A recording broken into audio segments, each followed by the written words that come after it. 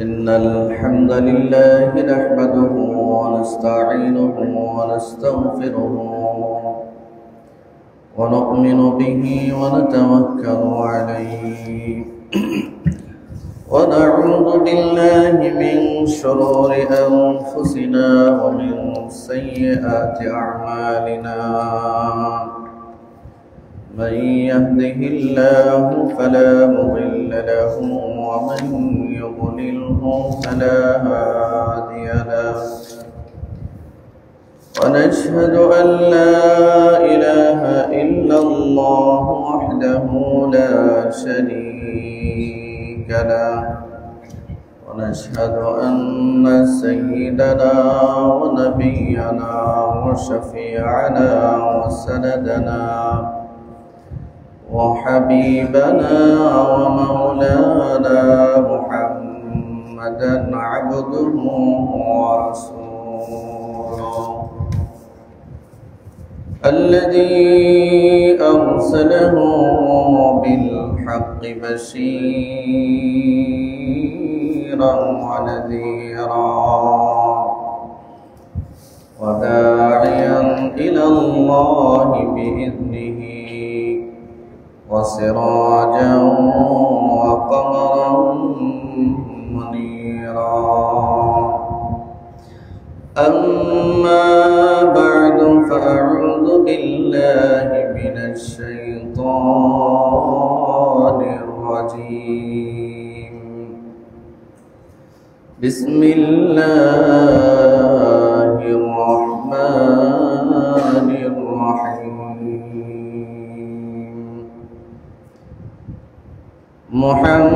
محمد رسول الله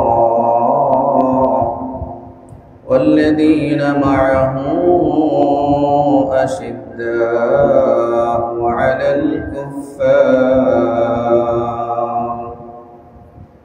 على الكفار رحماء بينهم تراهم ركعا سجدا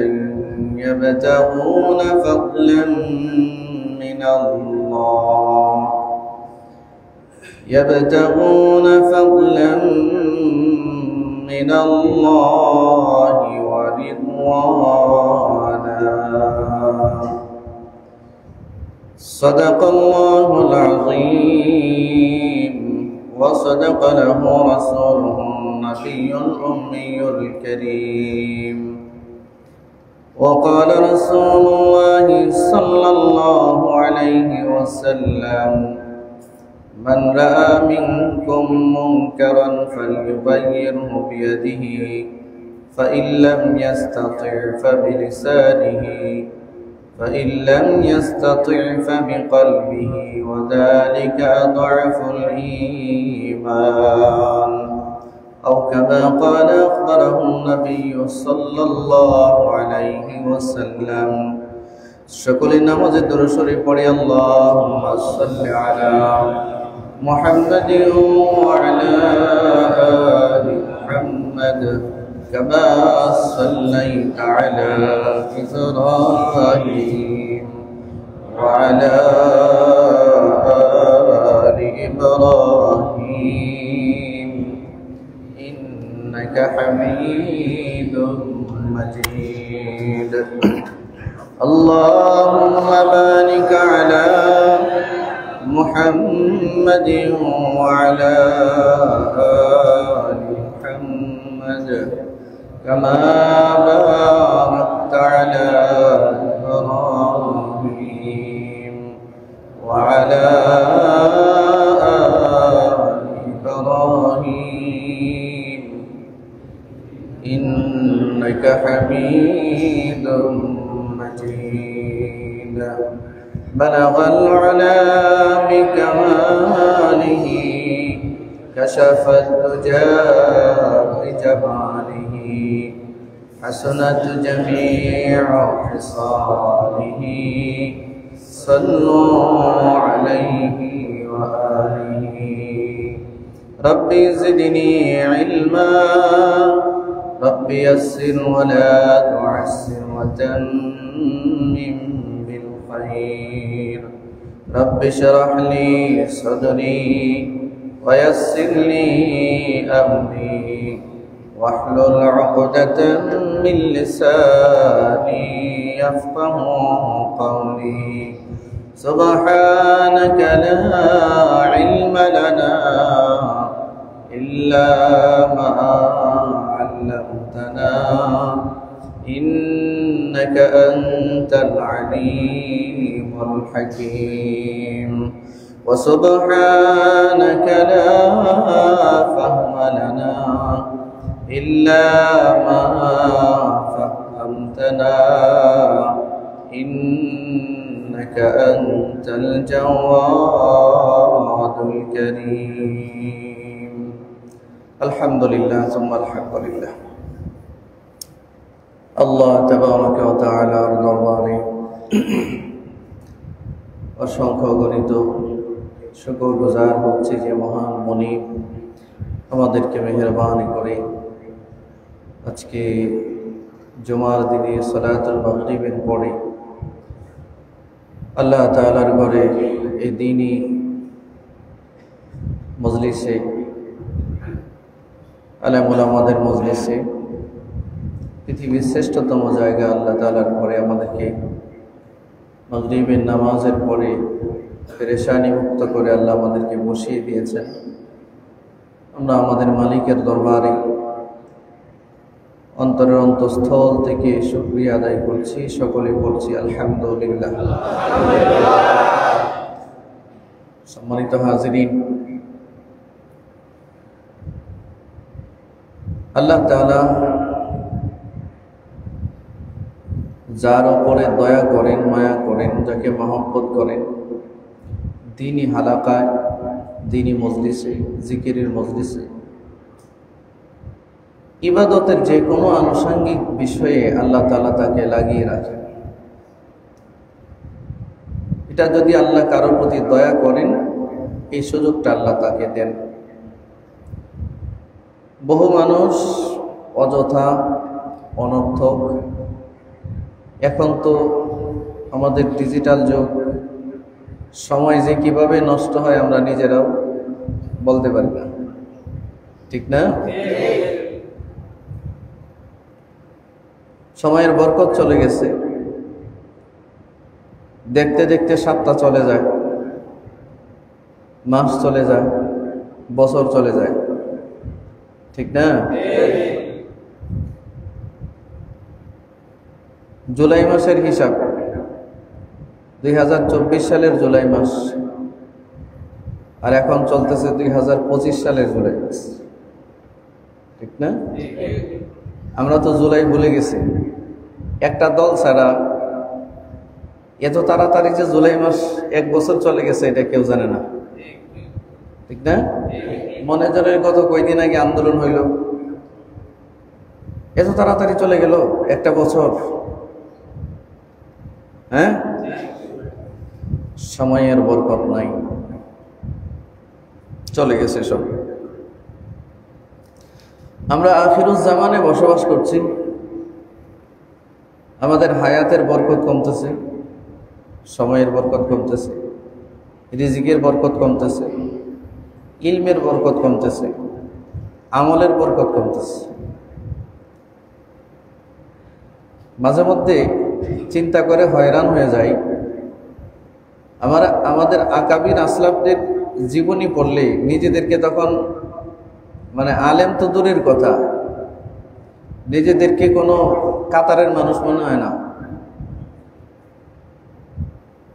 এক রমজানে ইমাম আবু হানিফা রাহমাতুল্লাহি আলাইহি কোরআন মাজিদ 60 বার খতম করতেন। কয়বার? আপনারা জীবনে কেউ করছেন 60 বার খতম? কল্পনা করা যায় না। 2 রাকাত নামাজে পুরো কোরআন মাজিদ তেলাওয়াত করতেন, এটা কল্পনা করা যায়? আমরা তো 10 আয়াত 20 আয়াত কোরআন মাজিদের একটু তেলাওয়াত নামাজে করলে কতজনের চুলকানি শুরু হয়, মাথা ব্যথা শুরু হয়, নাড়াচাড়া শুরু হয়, মশাই কামড় দেয়, এই করে সেই করে, অস্থির, ঠিক নয় কি? অথচ আমাদের আকাবির আসলাফ যারা ছিলেন তারা 10 পারা, 15 পারা, 5 পারা এক এক রাকাতে তিলাওয়াত করতেন। কি বরকতটান আল্লাহ তাদের জীবনে দিয়েছিলেন। এখন আমরা হয়রান হয়ে চিন্তা করি এটা কিভাবে সম্ভব। এক রাকাত নামাজে পুরো কোরআন মাজিদ বাদ দেন, মানে আদা এই 15 পারা বাদ দেন, 5 পারাও কেউ যদি এক রাকাত নামাজে তিলাওয়াত করে তার হালত কি হইতে পারে? দাঁড়ায় থাকা সম্ভব নাকি এই মুহূর্তে? কঠিন অবস্থা না? তো তারা ওই মুজাহাদারা করছিলেন। আল্লাহ তাআলার এক ওয়াদা আছে, ওয়াল্লাযীনা জাহাদু ফীনা লানাহদিয়ান্নাহুম সুবুলানা ওয়া ইন্নাল্লাহা লামাআল মুহসিনিন। আল্লাহর রাস্তায় কেউ, কোনো জাতি বা কোনো ব্যক্তি যখন মুজাহাদা করতে থাকে আল্লাহ তাআলা তার সমস্ত কাজগুলো তার জন্য সহজ করে দেন। আমাদের কাছে যেটা দুর্লভ, দুঃসাধ্য, সত্যিকারে আল্লাহর জন্য যারা কাজ করে তাদের জন্য সেটা দুর্লভ নয়, সহজ হয়ে যায়। আমরা মানুষ দুর্বল, আমাদের ঈমান দুর্বল, আমাদের ইয়াকিন দুর্বল, আমাদের বিশ্বাস দুর্বল, ঠিক না? আমরা হালাল হারামে মিশ্রিত জিন্দেগি চালাই। নামাজে 2 ঘন্টা দাঁড়ায় থাকা শক্তি কই আমার, ঠিক না? নামাজেতে 2 ঘন্টা দাঁড়িয়ে থাকার একটা মনোবল থাকতে হয়। আল্লাহ আমাদেরকে হায়াতের বাকিটুকুন সময় ভালো কাজে, দ্বীনি কাজে, আল্লাহর পছন্দনীয় কাজে ব্যয় করার তৌফিক দান করুন। সকলে বলুন আমিন। জমায় আলোচনা চলছিল শাহাদাতে হুসাইন, শহীদে কারবালা, এর কিছুটা আলোচনা আপনারা শুনেছেন। শাহাদাতে কারবালা, বিশেষ করে শাহাদাতে হুসাইন রাদিয়াল্লাহু তাআলা, পৃথিবীর এমন কোনো মুমিন নাই, এমন কোনো মুসলমান নাই যে তার হৃদয়ে এই নির্মম হত্যাকাণ্ডের রেখাপাত, দুঃখ ভারাক্রান্ত হয় নাই, চোখ দিয়া পানি ঝরে নাই।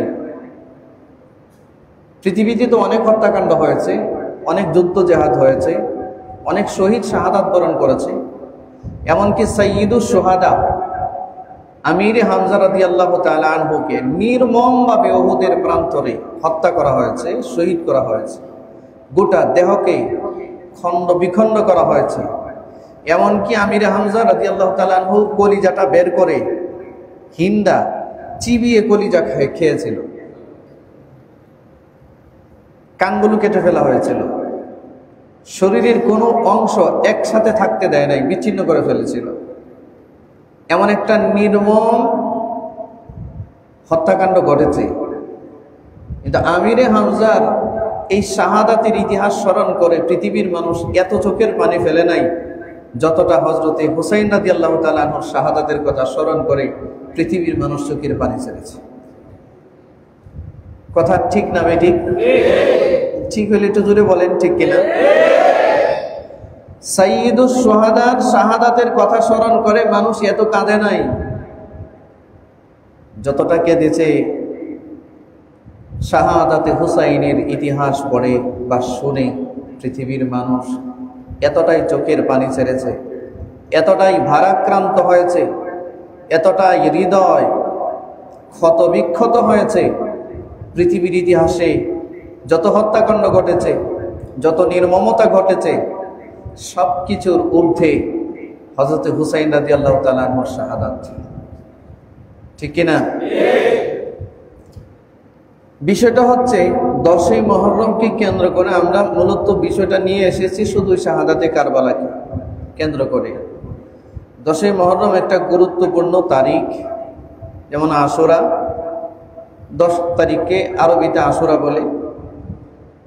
এটা হুসাইন রাদিয়াল্লাহু তাআলা আনহুর শাহাদাতের পূর্ব থেকে মর্যাদাপূর্ণ একটা দিন। যেটা জুমায় কিছুটা আমি আলোকপাত করেছি, আপনারা বুঝতে পারছেন, সেটা আমি আর পুনরাবৃত্তি করতে চাই না।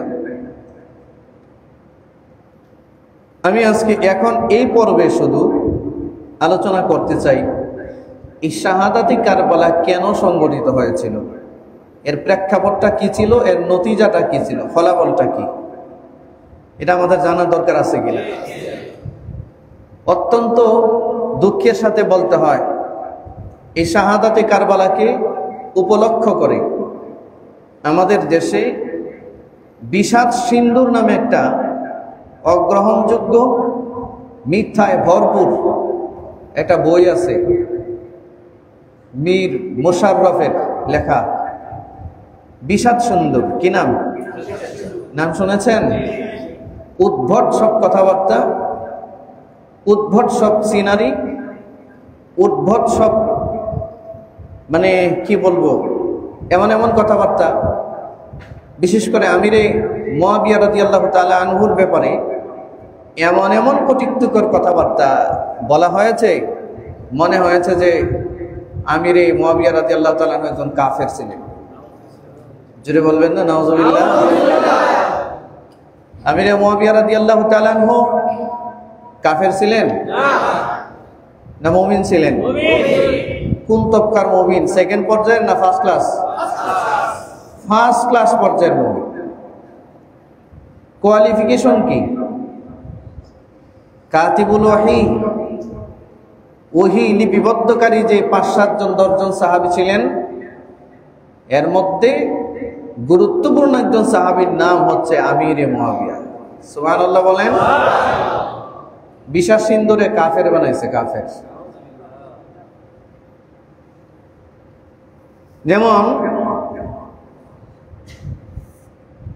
শিয়ানে আলী নামে একটা দল, বিশেষ করে শিয়া যেখান থেকে শুরু হলো, শিয়া সম্প্রদায়, শিয়া, এই শিয়ানে আলীরা এবং শিয়া সম্প্রদায়ের লোকেরা আমিরে মুআবিয়াকে আরো গুরুত্বপূর্ণ সাহাবীদেরকে তারা কাফের মনে করে। নাউজুবিল্লাহ বলেন। অথচ তারা কাতিবুল ওহী ছিলেন।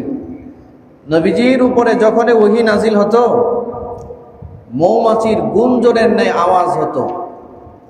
সাহাবায়ে কেরাম বুঝতে পারতেন যে এখন নবীজির উপরে ওহী নাজিল হচ্ছে, চুপ থাকতেন সবাই। ওহী নাজিলের পরে নবীজি নির্দিষ্ট কয়েকজন সাহাবী, বিশ্বস্ত আমানতদার কয়েকজন সাহাবীকে ডেকে বলতেন, তোমরা এটা লিখে রাখো। একটা মজলিসে এখন এখানে তো অনেকেই আছেন, সবাইকে কি কোনো আমার বক্তব্যটা লেখার কথা আমি বলবো? বলবো না। যদি মনে করি এটা বক্তব্যটা লেখার দরকার, কাকে বলবো? যাকে মনে করবো বিশ্বস্ত, আমানতদার, যে খেয়ানত করবে না, যার মেধা আছে, তাকেই তো বলবো, নাকি? যে আমার এই বক্তব্য হুবহু লিখতে পারবে। তো নবীজির উপরে ওহী নাজিল হলে এরকম মজলিসে যতজনই বসে থাকতেন, এর মধ্যে নির্বাচিত কিছু আমানতদার সাহাবী ছিলেন। এই আমানতদার বিশ্বস্ত সাহাবীদের ভিতরে একজন সাহাবী হচ্ছেন আমিরে মুআবিয়া রাদিয়াল্লাহু তাআলা। বিষাদ সিন্দুর আমিরে মুআবিয়াকে কাফের বানাইছে।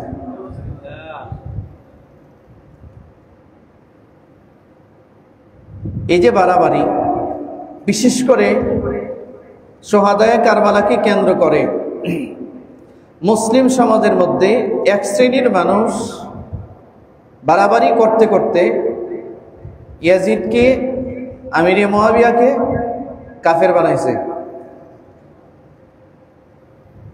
আরেক দল মানুষ আমিরে মুআবিয়া এবং ইয়াজিদ এবং তার সাঙ্গপাঙ্গদের পক্ষ নিতে গিয়ে পুরোপুরি হযরত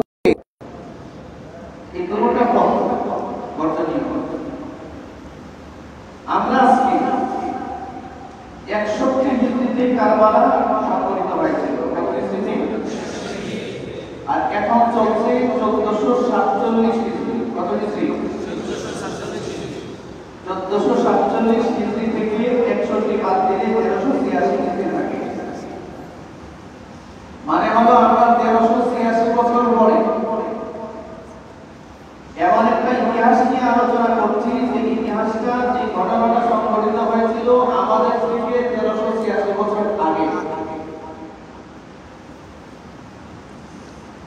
এত লম্বা একটা গ্যাপ, এত লম্বা একটা গ্যাপের ভিতরে আমরা যে সত্য ইতিহাসটা পেয়েছি, আমরা যা বলছি এটা কতটুকু সত্য, আমরা তাদের থেকে ইতিহাসটা নিচ্ছি,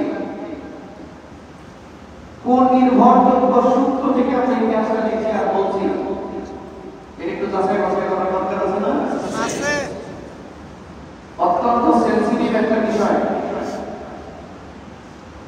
সাহাবায়ে কেরামদেরকে আল্লাহ রাব্বুল আলামিন ক্ষমা করে দিয়েছেন, তাদেরকে মাফ করে দিয়েছেন, তাদের কোনো দোষ ত্রুটি যদি থেকেও থাকে আল্লাহ বলেছেন রাদিয়াল্লাহু আনহু ওয়া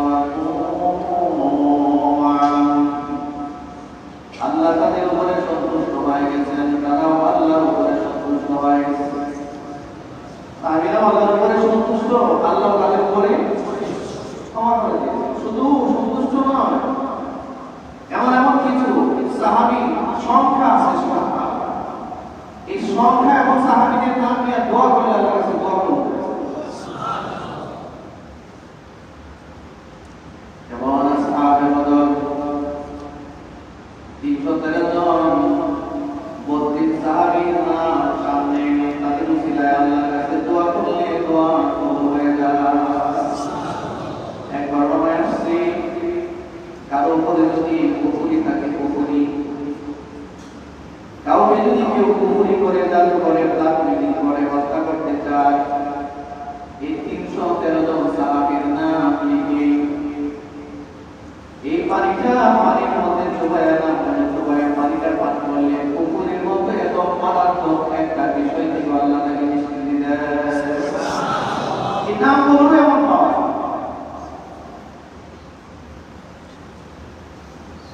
সাহাবীদের নামে এমন পাওয়া, এত দামি সাহাবী, প্রত্যেকজন সাহাবীর নাম, এর মধ্যে মুআবিয়া রাদিয়াল্লাহু তাআলা একজন সাহাবী, যার নাম রাহমাতুল লিল আলামিনের মুখে বহুবার উচ্চারিত হয়েছে। মুআবিয়া কোনদিন বহুবার দেখেছেন এবং বলেছেন তুমি এটা লিখো, এটা লিখো, সুবহানাল্লাহ। তার কাছে বলেছেন বিশ্বাস শেষ হলো 10 তারিখ থেকে আমরা আমাদের আলোচনা করে না থাকবো। একদম বেশি আমি কি নাম দেখবেন, এরা নিজেদের পিঠের কাপড় খুলে দাঁড়ানো অস্ত্র নিয়ে ইয়া হাসান ইয়া হুসাইন বলতে বলতে পিঠে আঘাত করতে করতে রক্তাক্ত করে ফেলবে, করবে না? এটা প্রতি বছর করে না? তাজিয়া মিছিল হয় না? যেটা কোনো রকম শরীয়ত ইসলামের কোনো বৈধতা এটার সাথে নাই, অথচ মানুষ করছে। বিষয়টা আমার কাছে অবাক লাগে।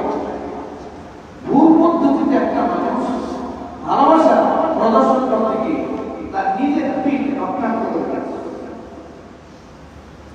আল্লাহ এরকম গর্হিত কাজ থেকে, এ জাতীয় বেদাত থেকে, এ জাতীয় কোরআন সুন্নাহ বহির্ভূত কাজ থেকে আল্লাহ আমাদেরকে হেফাজত করুন, আমাদের প্রজন্মকে আল্লাহ হেফাজত করুন। সম্মানিত হাজিরিন, সাহাবায়ে কেরামদের ব্যাপারে আমাদের আকীদা কি হওয়া চাই, এটা আগে কি জানা দরকার। সব মনোযোগ দিয়ে শুনতেছেন তো?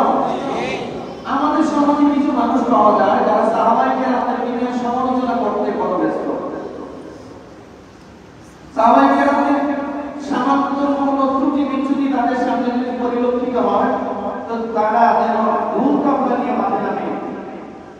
উসমানের এই দোষ, আলীর এই দোষ, মুআবিয়ার এই দোষ, ওমরের এই দোষ, আবু বকরের এই দোষ, নাউযুবিল্লাহি মিন যালিক, যাদের ব্যাপারে আল্লাহ রাসূল বলেছেন আসহাবী কান্নুজুম ইত্তাবাইতু ইত্তাবাইতু, আমার সাহাবায়ে কেরামরা আকাশে নক্ষত্র তুল্য, নক্ষত্র। সুবহানাল্লাহ। কোন সাহাবীকে কেউ যদি আদর্শ হিসেবে গ্রহণ করে সে হেদায়েত করতে পারে। সাহাবায়ে কেরাম ফেরেশতা ছিলেন না, মানুষ ছিলেন, ত্রুটি বিচ্যুতি তাদের ছিল, কিন্তু রক্ত বলেছেন তাদের ত্রুটি বিচ্যুতি আল্লাহ মাফ করে দিয়েছেন। আচ্ছা, যাদেরকে আল্লাহ মাফ করে দিয়েছেন তাদেরকে নিয়ে সমালোচনা করার কি আর অধিকার আমাদের আছে বলেন?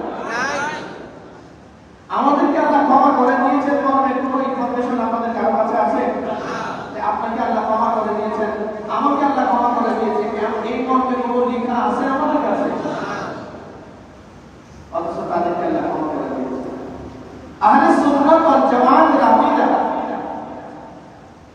বিশুদ্ধ জামাতের আকীদা হলো সমস্ত সাহাবায়ে কেরাম মাগফুর, ক্ষমাপ্রাপ্ত, সমস্ত নবী আম্বিয়ায়ে কেরাম মাসুম, নিষ্পাপ, তাদের কোনো গুনাহ নাই। নবীদের কোনো গুনাহ জোরে বলে, নবীদের কোনো গুনাহ নাই। আর সাহাবায়ে কেরাম মাগফুর, বলে মাগফুর। সাহাবায়ে কেরামদের একটা কোয়ালিটি মাগফুর, কি ক্ষমাপ্রাপ্ত, তাদেরকে আল্লাহ ক্ষমা করে দিয়েছেন। যাদেরকে আল্লাহ ক্ষমা করে দিয়েছেন, আজকে প্রায় 1350-1400 বছর পরে এসে তাদেরকে নিয়ে সমালোচনা করা আমাদের মতো মানুষের পক্ষে মানায় না। বলেন মানায় না। ব্যাপারটা তো এমন হওয়া উচিত, কোন সাহাবীর ব্যক্তিগত কোনো ত্রুটি যদি ইতিহাসের পাতায় লেখা থাকে, হ্যাঁ লেখা তো থাকবেই, কারণ ইসলাম মুসলমানরা ইতিহাস কখনো গোপন করে নাই, যা যা আছে তাই লিখে দিয়েছেন, ঠিক কিনা যদি বলেন। যদি কোনো ত্রুটি বিচ্যুতি পরিলক্ষিত হয়ও, তারপরেও এই ক্ষেত্রে আপনাকে নিশ্চুপ থাকা বাঞ্ছনীয়, কারণ আপনি এমন কোন ব্যক্তির ব্যাপারে সমালোচনা করতে পারেন না যার ব্যাপারে আল্লাহ ক্ষমার ঘোষণা দিয়েছেন। তাহলে আমরা কি বুঝতে পারলাম? সাহাবায়ে কেরামদেরকে কি আমরা সমালোচনা করব? জোরে বলেন, সমালোচনা করব? আল্লাহ তাআলা হাসরের মাঠে যদি সাহাবায়ে কেরামদের সাথে আমাদের হাসর নসিব হয়ে যায়, আমাদের মতো বড় সৌভাগ্যবান হয়ে যায়। তারা সিদ্দিক ছিলেন, তারা সাদিক ছিলেন। হযরত আবু বকরের মতো হওয়ার স্বপ্ন পৃথিবীর কোনো মানুষ দেখতে কখন হতে পারবে না। হযরত উমরের মতো এরকম ইনসাফকা ন্যায় শাসক, পৃথিবীর কোন ন্যায় শাসক যদি প্র্যাকটিস করতে চায়, এটা আদৌ কি কখনো সম্ভব হবে? হযরত উসমান গনির মতো এরকম দানশীলতার প্র্যাকটিস, দান করা প্র্যাকটিস যদি কেউ করতে চায়, কিয়ামত পর্যন্ত হযরত উসমানের দানের মতো দান কেউ করতে পারবে? হযরত আলীর মতো বাতিলের বিরুদ্ধে অস্ত্র ধারণ করা, হকের ঝান্ডাকে বুলন্দ করবার মতো যে হিম্মত, কিয়ামত পর্যন্ত আর কেউ করতে পারবে?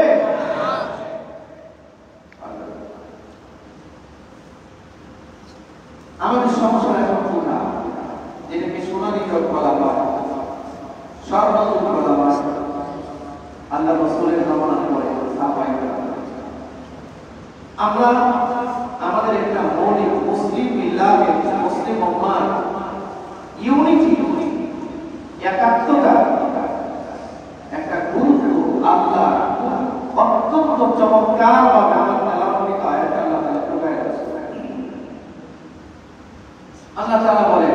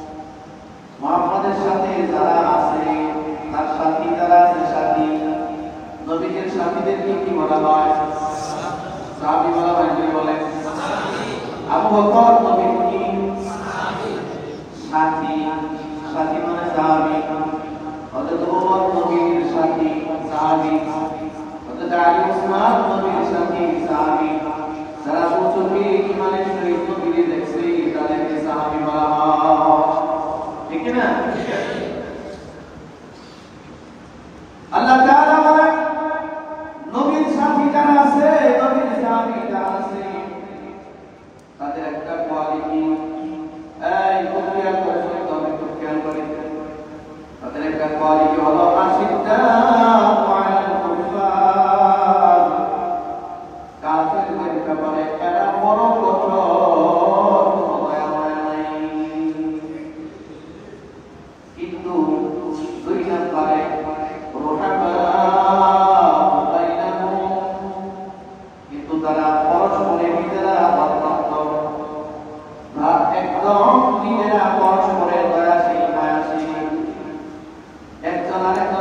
স্বার্থ রক্ষা করে, কেউ কারোর ক্ষতি করে না। গুরুত্বপূর্ণ একটা কোয়ালিটি আল্লাহ বলেছেন। মুহাম্মদুর রাসূলুল্লাহ সাথী যারা, তারা তাদের একটা বড় কোয়ালিটি হচ্ছে তারা কাফেরদের ব্যাপারে, আল্লাহকে যারা অস্বীকার করে তাদের ব্যাপারে অত্যন্ত কঠোর। আর কিন্তু তারা পরস্পরের নিজেরা অত্যন্ত বিনয়ী, অত্যন্ত মায়া দয়া নিয়ে বসবাস করে।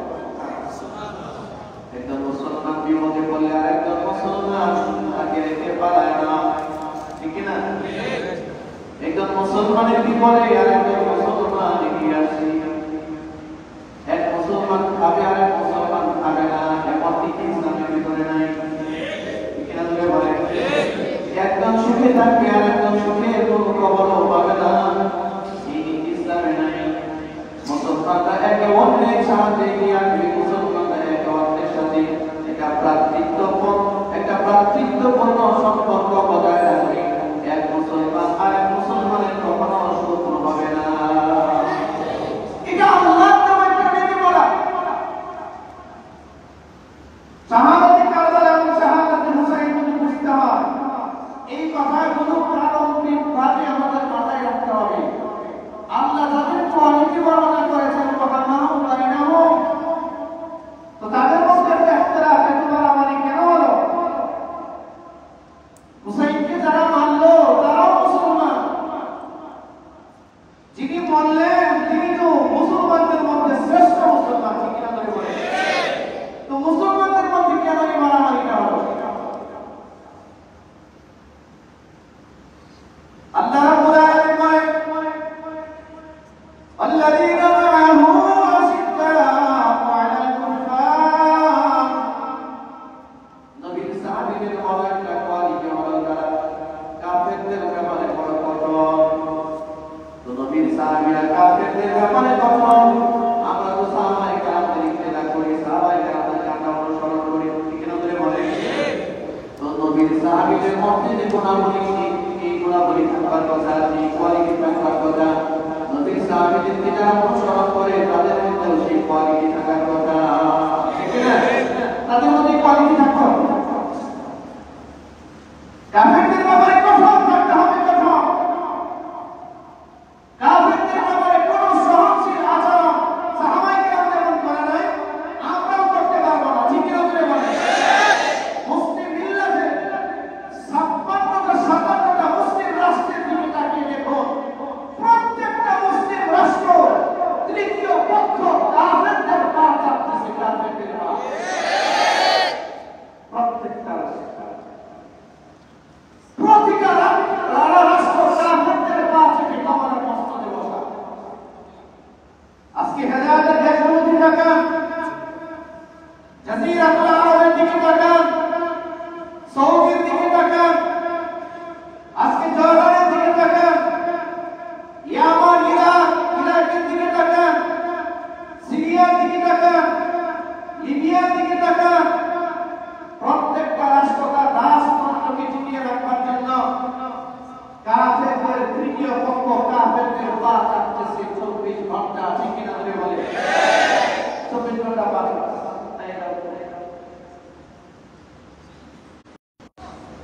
কাফেরদের ব্যাপারে মুসলমানদের নীতিমালা কি? আল্লাহ বলেছেন আশিদ্দাউ আলাল কুফফার। কাফেরদের ব্যাপারে মুসলমানরা ঐক্যবদ্ধ, তারা শক্ত অবস্থান গ্রহণ করবে, পরস্পরের নিজেদের ঝামেলা হয়ে গেলে নিজেরা সুলহ করে নেবে, কিন্তু কাফেরদের সাথে কোনো আপোষ হবে না। আমাদের সমস্যার সমাধানের জন্য কোনো কাফেরকে রাখা যাবে না।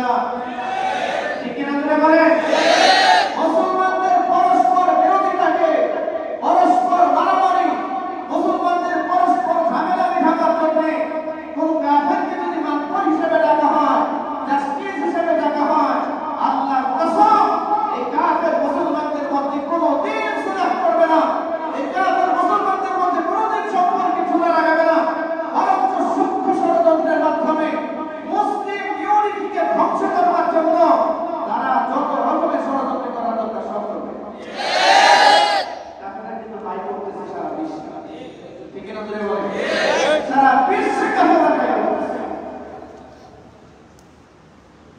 আমাদের এই দুর্ভাগ্যের দেশের দিকে তাকায় দেখেন, মেরুদণ্ডহীন রাজনীতিবিদদের দিকে তাকায় দেখেন, এই পরিবারতন্ত্রের রাজনৈতিক নেতাদের দিকে তাকিয়ে দেখেন, এরা প্রত্যেকেই কেউ তাকায় থাকে ওয়াশিংটনের দিকে, কেউ তাকায় থাকে দিল্লির দিকে, ঠিক কিনা দিকে বলে এই হলো আমাদের দেশের নেতাদের কাজ। আমাদের করণীয় কি? যারা দিল্লির দিকে তাকায় দেখে আমাদের রাষ্ট্র পরিচালনার জন্য দিল্লি থেকে প্রেসক্রিপশন আনে, হিন্দুত্ববাদীদের কাছ থেকে প্রেসক্রিপশন আনে, যারা গোবর খায় তাদের থেকে প্রেসক্রিপশন আনে, তাওহীদবাদীদেরকে শাসন করবার জন্য যারা গরুর পেশাব পান করে, যারা মূর্তির পূজা করে, এই মূর্তি পূজা মুশরিকদের কাছ থেকে প্রেসক্রিপশন এনে যারা এক তাওহীদবাদী মুসলমানদেরকে পরিচালনা করতে চায়, এই দেশের তাওহীদবাদী প্রত্যেকটা মুসলমানের ইমানি দায়িত্ব এদেরকে লাঠি মেরে দিল্লিতে পাঠিয়ে দেওয়া। বাংলাদেশের রাজনীতি করা মানাবে না। আর বাংলাদেশ একটা স্বাধীন সার্বভৌম রাষ্ট্র, ঠিক কিনা? আবার পক্ষান্তরে যারা বাংলাদেশকে পরিচালনা করবার জন্য দিল্লি থেকে মুখ ফিরায়া আমেরিকা ওয়াশিংটনের দিকে ক্যামেরা বানাইছে, তারা ক্যামেরা বানিয়েছে আমেরিকাকে, কেউ ক্যামেরা বানিয়েছে দিল্লিকে। এই দুটো দলকে লাঠি মেরে কাউকে আমেরিকায়, কাউকে দিল্লিতে পাঠিয়ে দেওয়া হবে। বাংলাদেশের মানচিত্রের ভেতরে তাওহীদবাদী মুসলমানদেরকে শাসন করবার নৈতিকতা রাখা হয়েছে, ঠিক কিনা তুমি বলে? আমাদের মুসলমানরা পরস্পরের কোন সমস্যা যদি হয় নিজেরা সমাধান করে। হাদিসে বলছেন আল্লাহ রাসূল, এক মুসলমান আর এক মুসলমানের বিবেক জীবিকায় আল্লাহ রাসূল বলেন যে আমার সাথে জামাত করবে। মুসলমানদের পরস্পরের সমস্যা সমাধান করার জন্য আল্লাহ রাসূল সাল্লাল্লাহু আলাইহি ওয়াসাল্লাম নির্দেশনা দিয়েছেন, সাবধান কোন মুসলমানের বিপক্ষে পেছনে কোনো সমালোচনা করা যাবে না। এজন্য ইসলামে গীবত করা সম্পূর্ণভাবে হারাম ঘোষণা করা হয়েছে। গীবত করার চিন্তা বলেন, সবাই বলেন গীবত কি? মুসলমান ভাইরা আমার, দুর্ভাগ্যজনক ব্যাপার হলো আশিদ্দাউ আলাল কুফার রুহামাউ বাইনাহুম, এই যে নিয়মটা সাহাবায়ে কেরামদের ভিতরে যারা কাফেরদের ব্যাপারে কঠোর ছিল এবং পরস্পরের নিজেরা অত্যন্ত মায়ামমতায় চলত, এই নিয়মটা অবলম্বন ছিল হযরত মুহাম্মদ রাসূলুল্লাহ সাল্লাল্লাহু আলাইহি ওয়াসাল্লামের জীবদ্দশায় যতদিন নবী ছিলেন ততদিন এই গুণাবলীতে সাহাবায়ে কেরাম সবাই ঐক্যবদ্ধ ছিল। শুনতেছেন? খেয়াল করতেছেন?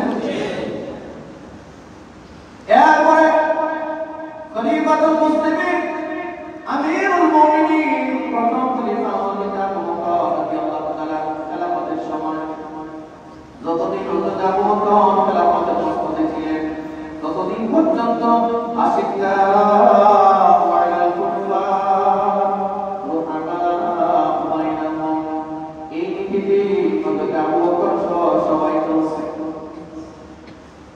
3 নম্বরে খলিফাতুল মুসলিমিন আমিরুল মুমিনিন হযরত ওমর রাদিয়াল্লাহু তাআলা খেলাফতের সময় মনোযোগ আছে তো সবার? হযরত ওমর রাদিয়াল্লাহু তাআলা খেলাফত পর্যন্ত কাফেরদের ব্যাপারে আশিদ্দাউ আলাল কুফার রুহামাউ বাইনাহুম, এই নীতিতে সব সাহাবীরা ঐক্যবদ্ধ ছিলেন। নবীজি সহ হযরত আবু বকর, হযরত ওমর, এই তিনজন যতদিন এই দুনিয়াতে জীবিত ছিলেন ততদিন সাহাবায়ে কেরামদের মধ্যে এই আশিদ্দাউ আলাল কুফার কাফেরদের ব্যাপারে অত্যন্ত কঠোর, রুহামাউ বাইনাহুম, আর মুসলমানরা নিজেদের মধ্যে একে অন্যের প্রতি অত্যন্ত সহনশীল, অত্যন্ত দয়া মায়া চলে, এই নীতিটা তিনজনের জীবদ্দশায় ছিল। সমস্যাটা ঘটেছে হযরত উসমান রাদিয়াল্লাহু তাআলা সময়। সবাই এটা আমরা খুব গুরুত্ব দিয়ে করতে হবে। হযরত উসমান রাদিয়াল্লাহু তাআলা আপনারা জানেন সেই কারণে মুনাফিকরা শুরু হয়েছিল হযরত ওমর রাদিয়াল্লাহু তাআলা বলতে মসজিদে বসবার পরে কিন্তু এই মুনাফিকি বাস্তবায়ন করতে পারে না, বাস্তবায়ন করেছে হযরত ওসমান রাদিয়াল্লাহু তাআলা আমাদের সময়, ঠিক না? আব্দুল্লাহ ইবনে সাবাই নামে শিয়া ছিলেন, শিয়া। এটা জন্ম হচ্ছে ইয়ামানে। কোথায়? এই সাবাই আব্দুল্লাহ ইবনে সাবা এই ব্যক্তি হযরত ওসমান রাদিয়াল্লাহু তাআলা হত্যা মূল রূপকার। এই ঘটনাটা বললে লম্বা হয়ে যাবে, সেদিকে যাওয়া। শিয়ান আলী খুব খেয়াল করো, শিয়া শব্দের অর্থ দল, দল কি একটা দল, কি শিয়া বলা। শিয়ান আলী মানে আলীর দলের মানুষ, আলীর সমর্থক, এদেরকে বলা হয়। এরা যখন হযরত ওসমান রাদিয়াল্লাহু তাআলাকে তৃতীয় নম্বর খলিফা নির্ধারণ করা হলো, তখন থেকে এই শিয়ান আলীর সদস্যরা, বিশেষ করে আব্দুল্লাহ ইবনে সাবা, এই দলের লোকেরা প্রকাশ্যে গোপনে নেফাকতে লিপ্ত হয়ে গেছে। ছোট ছোট ছোট ছোট দল করে করে করে করে সাহাবীদেরকে ভুল বুঝিয়ে এই কথা বোঝাতে সক্ষম হচ্ছে যে দেখো, তৃতীয় নম্বর খলিফা হিসেবে উসমানের চেয়ে আলী দুর্বলতা সম্পন্ন বেশি। সিনিয়র হিসেবে অথচ উসমানের যোগ্যতা কি আলীর চেয়ে কম ছিল? তাহলে কথা বলেন না, যেটা বলেন অথচ উসমান মুসলিম ভাই নবীকে খুবই মেয়ের জামাতা, তার সিফাত হচ্ছে গানি, এমন দান এমন সাদাকা তিনি করতেন, অন্যরা কল্পনা করতেন না। হযরত ওসমান রাদিয়াল্লাহু তাআলা গুরুত্বপূর্ণ একটা আমল ছিলেন, তিনি বেশি বেশি কোরআন তেলাওয়াত করতেন, খুব বেশি কোরআন তেলাওয়াত করতেন। এত তেলাওয়াত কেউ করতেন না। এজন্য হযরত ওসমানের চেহারা ভিতরে আলাদা একটা মুখ থাকতো। কোরআন তেলাওয়াতকারীর মধ্যে আলাদা মুখ পাওয়া যায় না, যেটা কোরআন তেলাওয়াত ছাড়া পাওয়া যায় না। এমনকি তিনি যেদিন শাহাদাত বরণ করেছেন, মুনাফিকরা পিছন থেকে ওনার ঘরের মধ্যে খুব দিয়েছে, দেহটা মাটিতে পড়ে গেছে, আর মাথা দেহ থেকে আলাদা হয়ে দূরে ছিটকে পড়েছে। ওনার দমনের থেকে রক্ত প্রবাহিত হয়ে কোরআন মাঝে মোটামুট তেলাওয়াত করছেন, এমন অবস্থায় গর্দানের মধ্যে তরবারি দিয়ে আঘাত করা হয়েছে, মাথা আলাদা হয়ে গেছে। আর সেই দমনের রক্ত গিয়ে কোরআন মাঝে সূরা বাকারার সেই আয়াতের উপরে পড়েছে, এদের জন্য আল্লাহই যথেষ্ট। তিলাওয়াত করছেন, তার আওয়াজ, তার দমনের রক্ত কোরআন মাঝে সূরা বাকারার সেই আয়াতে কত বড় প্রশ্ন ছিল। হযরত ওসমান রাদিয়াল্লাহু তাআলা খেলাফতের সময় গোটা মুসলিম মিল্লাতের রাজধানী মদিনায় ছিল। মদিনা কোথায় ছিল? শুনতেছেন? শাহাদাতে কারবালা বুঝতে হলে এই প্রারম্ভিকতাকে বুঝতে হবে। রাসূলুল্লাহ সাল্লাল্লাহু আলাইহি ওয়াসাল্লাম নবীজি হায়াতের জিন্দেগি সর্বমোট পেয়েছিলেন 63 বছর। কত বছর? কত বছর? 63 বছর। নবীজির হায়াতের জিন্দেগি কত বছর? 63 বছরকে কয়েকটা ভাগে ভাগ করতে হয়। প্রথম 40 বছর এক ভাগ, নবুয়ত প্রাপ্তির পূর্বে 40 বছর এক ভাগ, নবুয়ত প্রাপ্তির পরে 40 বছর পরে 30 বছর দুই ভাগ। কয় ভাগ? প্রথম 40 বছর মাক্কি জীবন, নবুয়ত প্রাপ্তির পূর্বের জীবন। 40 বছর পরে নবুয়ত প্রাপ্তির পরে 30 বছর নবীজি জীবিত ছিলেন। কয় বছর? 30 বছরের ভিতরে মক্কায় ছিলেন 13 বছর। কত বছর? এটাকে মাক্কি জীবন বলা হয়।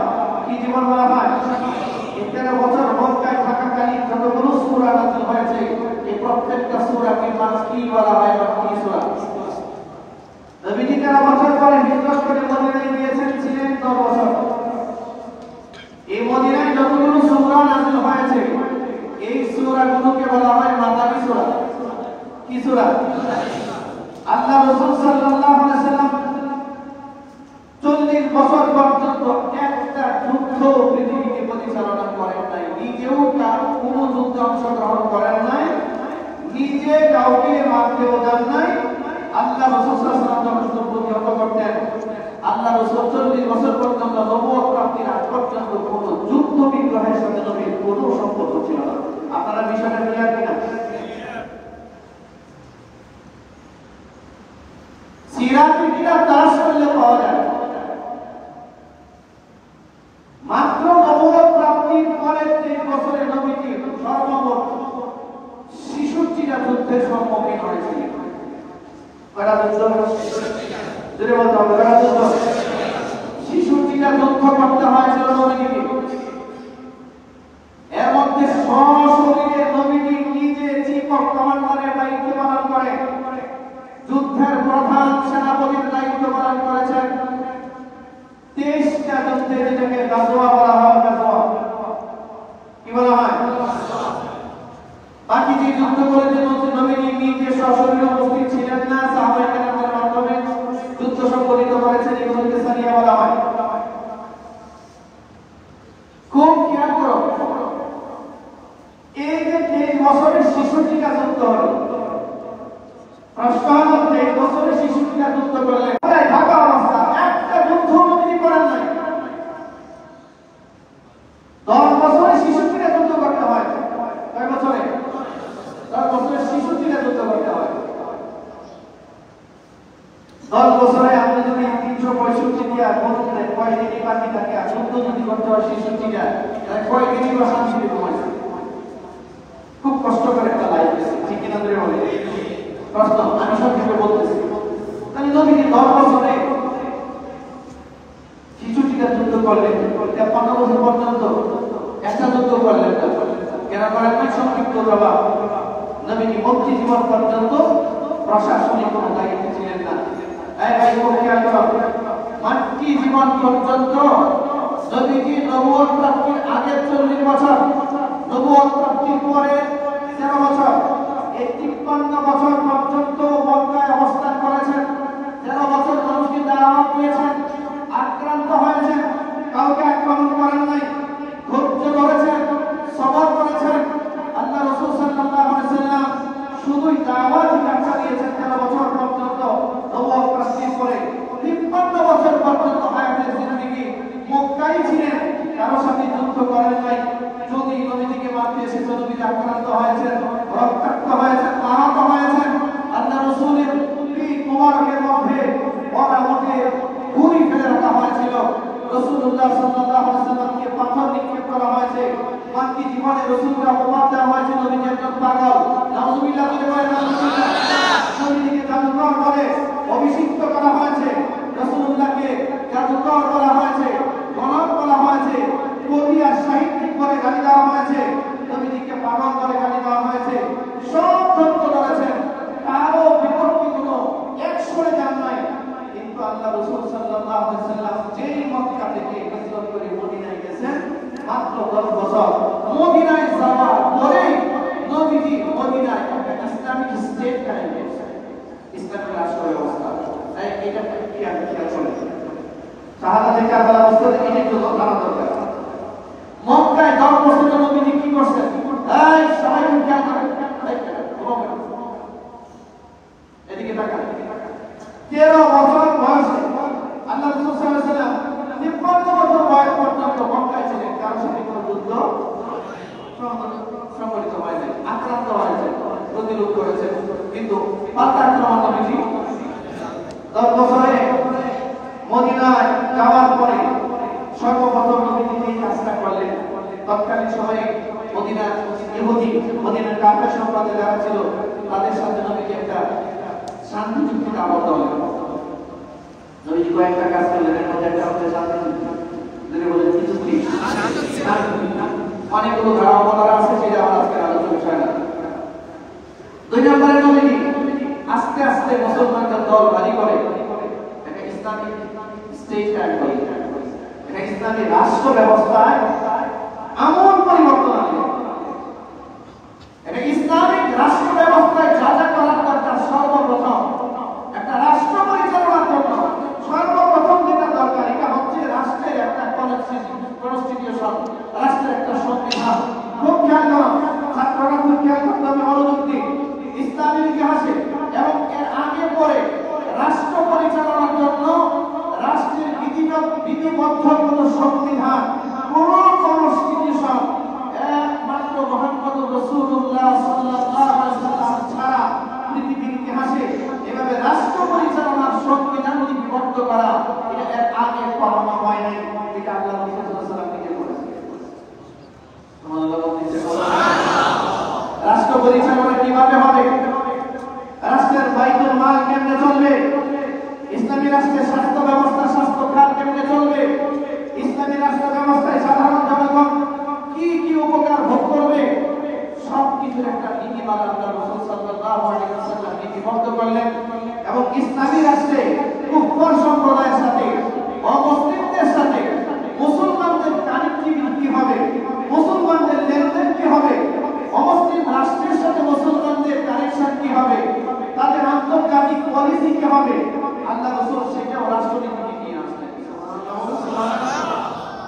এটা এর আগে ছিল না। বিশাল রাষ্ট্র ছিল, পারস্য ছিল, সম্রাট ছিল, রোমীয় সম্রাট ছিল, বড় বড় রাষ্ট্র ছিল। রাষ্ট্র পরিচালনার যে কনস্টিটিউশন, রাষ্ট্র পরিচালনার যে সংবিধান প্রণয়ন, এটা পৃথিবীর ইতিহাসে সর্বপ্রথম যিনি করেছিলেন তিনি হচ্ছেন মুহাম্মদুর রাসূলুল্লাহ সাল্লাল্লাহু আলাইহি ওয়াসাল্লাম। এই জন্য পৃথিবীর বেঈমান কাফেররা বলেন, he was the matter, he was the leader of the world. Muhammad সাল্লাল্লাহু আলাইহি ওয়াসাল্লামকে এরা একটা উপাধি দিত, রাসূলকে বলতো মুহাম্মদ সাল্লাল্লাহু আলাইহি ওয়াসাল্লাম যদি একটা ধর্মের নবী না, তিনি সারা ওয়ার্ল্ডের, সারা পৃথিবীর একজন লিডার এবং একজন অনুসরণীয় লিডার, এমন কিছু কাজ করেছেন যেটা পৃথিবীর মানুষের আগে জানতো না। আল্লাহ শুকর, আল্লাহ তাআলা আমাদেরকে এমন এক মহান নবী রহমত বানিয়েছেন। চিৎকার করে বলুন আলহামদুলিল্লাহ। সম্মানিত হাজিরিন, নবী একটা কনস্টিটিউশন করলেন। ইহুদিদের সাথে সম্পর্ক কেমন হবে, মুশরিক মাজুসীদের সাথে সম্পর্ক কেমন হবে, তৎকালীন সুপার পাওয়ার পারস্য সম্রাট, রোমীয় সম্রাটদের সাথে আন্তর্জাতিক কানেক্টিভিটি কি হবে, নবী যেটা একটা সংবিধান প্রণয়ন করলেন। সংবিধানের বাইরে চলবে, রাষ্ট্র চলতেছে এই হিসেবে। যাই হোক, অনেকে অবাক হয়। আমি বলতেছিলাম আল্লাহ রাসূল 10 বছরে কয়টা যুদ্ধ করেছেন? যদি বলেন, আপনি 55 বছরে কয়টা যুদ্ধ করেছেন?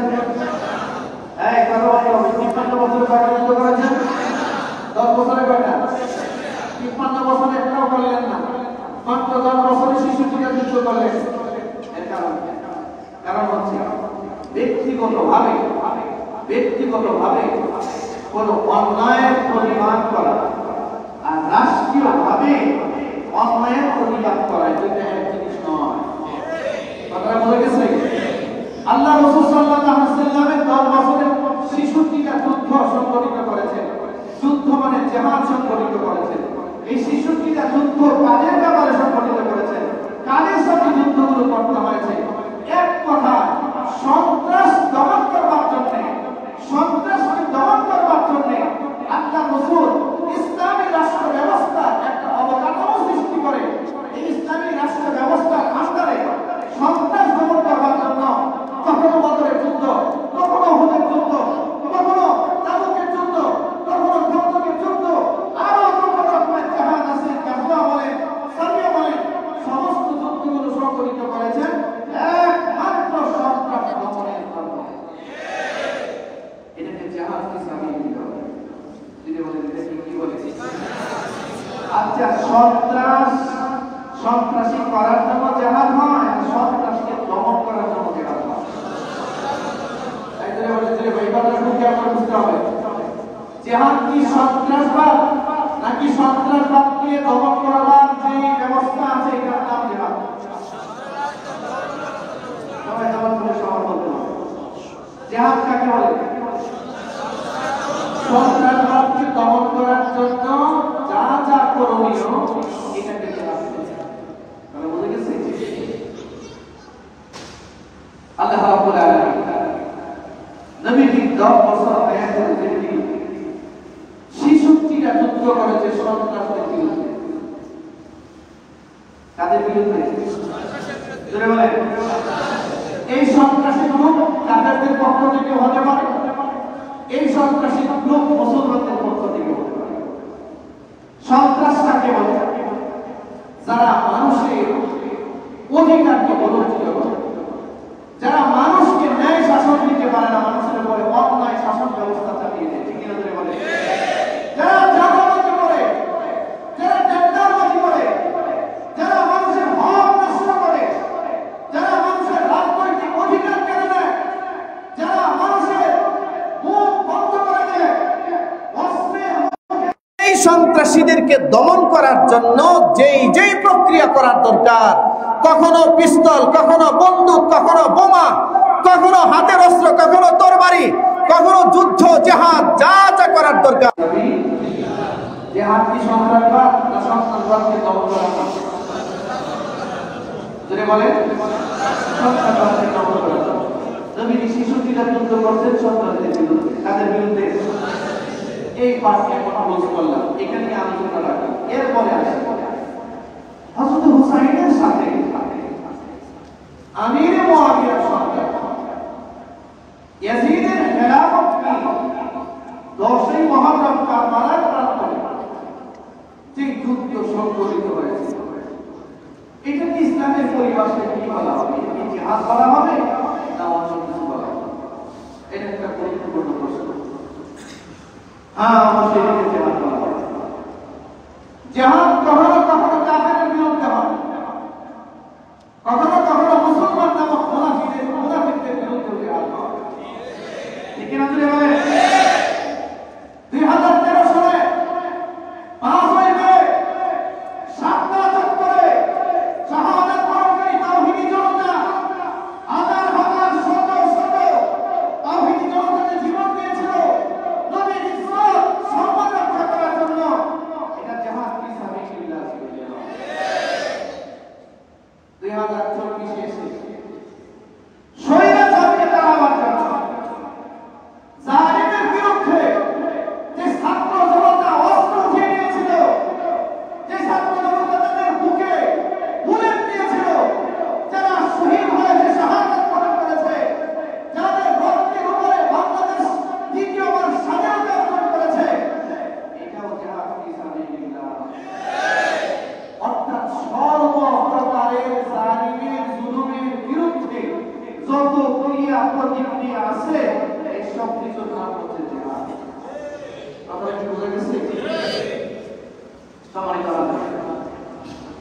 হযরত আমির মুআবিয়ার সন্তান ইয়াজিদ আর হযরত হুসাইন হচ্ছে হযরত আলীর সন্তান কার সন্তান যদি বলেন মনোযোগ দিয়ে শুনতেছেন যেহেতু একটা ইতিহাস এজন্য একটু সময় বেশি দিচ্ছি বিরক্ত হচ্ছেন দেখি শেষ করবো তো ছেড়ে দিব এতক্ষণ তো আনুষঙ্গিক করলাম এখন মনে কোথায় আসছে কেন এটা সম্পর্কিত হযরত উসমান রাদিয়াল্লাহু তাআলা আনহুকে হত্যা করা হয়েছে হযরত উসমান রাদিয়াল্লাহু আনহু যতদিন ছিলেন জীবিত ততদিন পর্যন্ত নবী যে স্টেট কায়েম করেছিলেন ইসলামিক স্টেট এই ইসলামিক স্টেটের রাজধানী ছিল মদিনা কোথায় মদিনা বলেন কোথায় হযরত আবু বকরের সময় ইসলামের রাজধানী কোথায় হযরত উমরের সময় ইসলামের রাজধানী কোথায় হযরত উসমানের সময় ইসলামের রাজধানী কোথায় কিন্তু হযরত উসমানের শাহাদাতের পরে ইসলামী রাষ্ট্রের রাজধানী পরিবর্তন করে এটাকে নিয়ে দেওয়া হয়েছে সিরিয়া কোথায় শাম দেশে নিয়ে দেওয়া হয়েছে শামে হযরত আলী রাদিয়াল্লাহু তাআলা আনহু খলিফাতুল মুসলিমিন হলেন ইনি চিন্তা করলেন হযরত ওমর রাদিয়াল্লাহু তাআলা আনহুকে এখানে শহীদ করা হয়েছে হযরত উসমানকে এই মদিনা রাজধানীতে শহীদ করা হয়েছে আমি রাজধানী চেঞ্জ করে এখান থেকে চেঞ্জ করে রাজধানী পরিবর্তন করে তিনি মদিনার বাইরে ছিলেন। সম্মানিত হাজির, খুব খেয়াল করুন, ইসলামী খেলাফতের রাজধানী ছিল মদিনা। বলে বলে আমি যে কথাটা বলছি সবাই বলে, ইসলামী খেলাফতের নবীজি যে খেলাফত ব্যবস্থা কায়েম করেছিলেন, নবীজি কি রাজতন্ত্র কায়েম করেছিলেন? যদি বলে নবীজি কি পরিবারতন্ত্র কায়েম করেছিলেন? নবীজি কি এক নায়কতন্ত্র কায়েম করেছিলেন? না, নবীজি খেলাফততন্ত্র কায়েম করেছিলেন। কি? আরে যদি বলে না খেলাফত আল্লাহ যে দায়িত্ব যে আমাদের জন্য নিয়ে পাঠিয়েছেন, এইটা নবীজি কায়েম করেছেন। এই খেলাফতের রাজধানী, ইসলামী খেলাফতের রাজধানী ছিল মদিনা। কোথায়? এটা নবীজির জামানায় ছিল, এটা হযরত আবু বকর জামানায় ছিল, এটা হযরত ওমরের জামানায় ছিল, এটা হযরত উসমান রাদিয়াল্লাহু তাআলা জামানায়ও ছিল। হযরত আলীর জামানায় রাজধানী পরিবর্তন করে মদিনার বাইরে চলে গেছে। এই যে মদিনার বাইরে ইসলামী খেলাফতের রাজধানী হয়েছে, আজও পর্যন্ত ইসলামী খেলাফতের রাজধানী আর মদিনায় কিভাবে ছিল? কিয়ামত পর্যন্ত ইসলামী রাজধানী সেই খেলাফতের রত্ন মদিনায় কিভাবে আসবে কিনা যথেষ্ট সন্দেহ আছে। সম্মানিত ভাইরা আমার, আশিদ্দাহু আলাল কুফারি রুহামাউ বাইনাহুম, এই নীতিতে সাহাবায়ে কেরাম ঐক্যবদ্ধ ছিলেন হযরত উসমান রাদিয়াল্লাহু তাআলা আনহু পর্যন্ত। কিছু কিছু ক্ষেত্রে তার পরেও ছিলেন, কিন্তু 61 হিজরির পরে আর এটা মুসলিম সমাজে আর কার্যকর হবে না। সম্মানিত হাজির, আল্লাহ রাসূল সাল্লাল্লাহু আলাইহি ওয়াসাল্লাম তার আপনাকে হযরত হুসাইনের কথা সম্পর্কে আমি তোমায় বলেছি আপনাদের সাথে।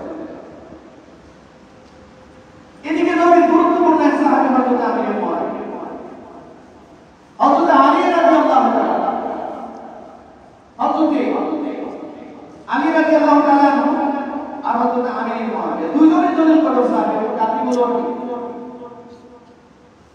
কিন্তু হযরত উসমানের ইন্তেকালের পরে মুনাফিকরা, ওই সাহাবায়ে গোত্রের লোকেরা, এগুলো অনেক অনেক লম্বা ইতিহাস, সংক্ষেপ করে বলছি, তৃতীয় পক্ষ হিসেবে কাজ করে। হযরত আমির মুআবিয়া আর হযরত আলীর মধ্যে একটা দ্বন্দ্ব লাগাই গেছে, মনস্তাত্ত্বিক দ্বন্দ্ব। কি দ্বন্দ্ব? যদি বলেন কি দ্বন্দ্ব? মনস্তাত্ত্বিক একটা দ্বন্দ্ব লাগাই গেছে, অবিশ্বাসের জন্ম সৃষ্টি করেছে এই সাহাবায়ে গোত্রের লোকেরা, বিশেষ করে আব্দুল্লাহ ইবনে সাবাই। এরা হযরত আলীর কাছে গিয়ে বলে এক কথা, ঠিক তার বিপরীত কথা গিয়ে বলে কার কাছে? হযরত মুআবিয়ার কাছে। হযরত মুআবিয়া হচ্ছে উমাইয়া বংশের মানুষ, বনু উমাইয়া গোত্রের লোক, আর হযরত আলী হচ্ছে বনু হাশিম গোত্রের লোক। তো এই দুই পুত্র বিশেষ দ্বন্দ্ব লাগায় হযরত উমাইয়া হযরত এই আমির মুআবিয়া রাদিয়াল্লাহু তাআলা কাছে গিয়া হযরত আলীর ব্যাপারে যত মন্দ কথা আছে সব খেপাই এই ধরনের কথা বলতে দেখেন হযরত উসমানকে শহীদ করা হয়েছে। আমাদের মন করে উসমানের শাহাদাতের পিছনে আলীর নাম আছে। নাউযুবিল্লাহ, আপনি বলেন উসমানের শাহাদাতের পিছনে হযরত আলীর হাত ছিল? যুক্তি কি? যুক্তি হলো যে আলী ক্ষমতা গ্রহণ করার পরেও উসমানের হত্যাকারীদের তো বিচার করে না। যদি তার হাত না থাকতো কিন্তু অবশ্যই এই ব্যাপারে একটা অভিযোগ গ্রহণ করতেন। মুআবিয়া রাদিয়াল্লাহু মানুষ ছিলেন তো, সাহাবী ছিলেন তো, মানুষ ছিলেন, মানসিকভাবে প্রভাবিত করে না, তারা তো ঠিক। অথচ আলী খলিফা হলেন, ওনার তো উচিত অথচ উসমানকে তারা হত্যা করলো, তাদেরকে নির্ধারণ করে নির্ণয় করে তাদেরকে ফাঁসির কাছে ঝোলানো, তাদেরকে কেসাস নেওয়া, তাদেরকে হত্যা করা, ঠিক কিনা করে বলে। হযরত মুআবিয়া রাদিয়াল্লাহু তাআলা সাহাবের গভর্নর ছিলেন, বারবার হযরত আলী রাদিয়াল্লাহু তাআলা কি দাবি করেছেন যে আপনি বিচার করেন, আপনি বিচার করেন। কিন্তু হযরত আলীর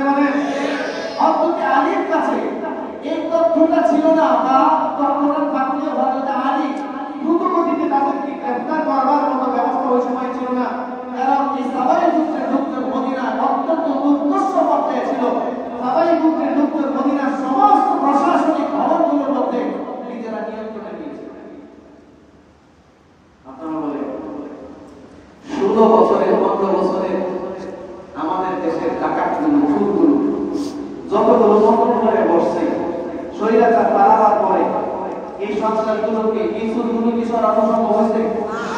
ডক্টর ইউনূস ক্ষমতায় আসার পর পাঁচ কিছু করতে এখনো পাঁচ কিছু করছে ঘুরে বেড়ান না কেন? 1 বছর অতিরিক্ত হয়ে গেছে, এখনো কিচ্ছু করতে পারছে না। কেন পারছে না? প্রশাসনিক গুরুত্বপূর্ণ দায়িত্বে এখনো স্বৈরাচারের দূষণরা বসে আছে। ঠিক এই ব্যাপারটা ঘটেছিল।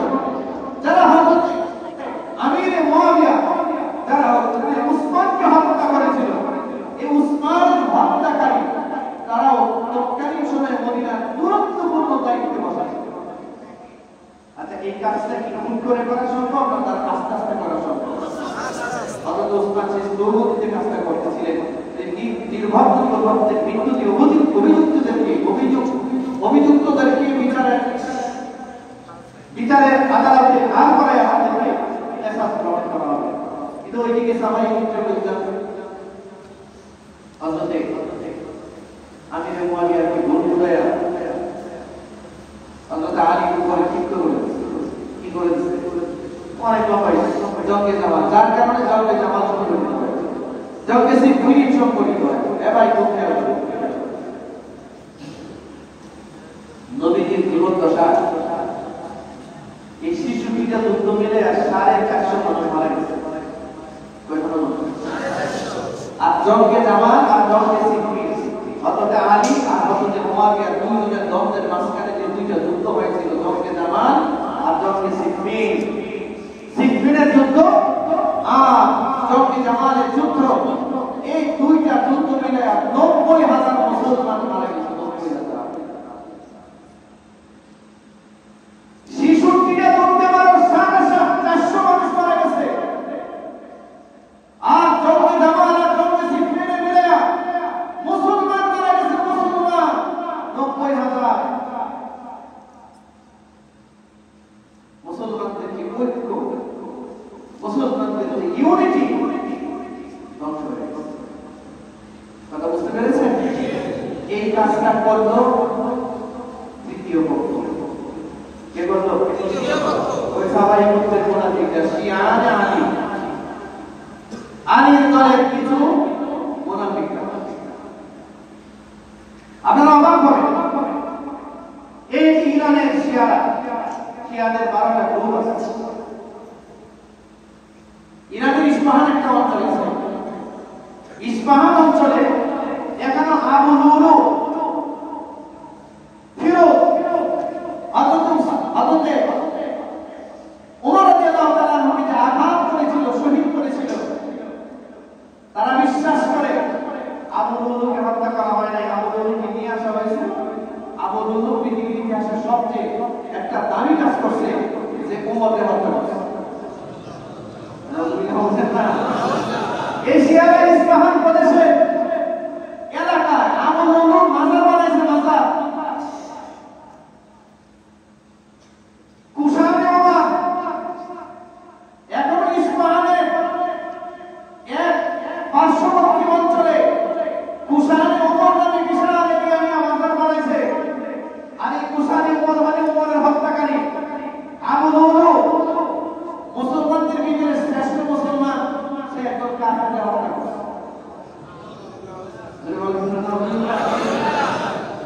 এই ইরান শিয়ারা এই আকিদা পোষণ করে। আমরা তো ইরানের জন্য মায়া কান্নাকাটি, রাষ্ট্র হিসেবে মায়া কান্নাকাটি, যেহেতু একটা ইসলামী রাষ্ট্র, কিন্তু শিয়াদের আকিদার সাথে আহলে সুন্নাত ওয়াল জামাতের আকিদার আকাশ পাতাল ব্যবধান, ঠিক না? আমরা আহলে সুন্নাত ওয়াল জামাতের আকিদার অনুসারী যারা আমরা মনে করি হযরত আবু বকর জান্নাতি, হযরত ওমর জান্নাতি, হযরত উসমান, হযরত আলী জান্নাতি, ঠিক না? যেটা বলে হযরত আয়েশা জান্নাতি। আর এই শিয়ারা মনে করে এরা জান্নাতি, এরা শুধু আলীকে ছাড়া কারো ছিল না। কুশানে ওমর নামে এখন তার নাম আছে। 2007 সালে ওআইসি মিটিংয়ে ইরানের প্রেসিডেন্ট এটাকে বলছে আপনারা এই মাজার ধ্বংস করুন। ইসলামের খেলাফতের দ্বিতীয় খলিফাকে হত্যাকারী, মিথ্যা, এরকম নির্ঘুম, এরকম একটা দাজ্জালকে, এরকম একটা হত্যাকারী, তার প্রতিক্রিয়া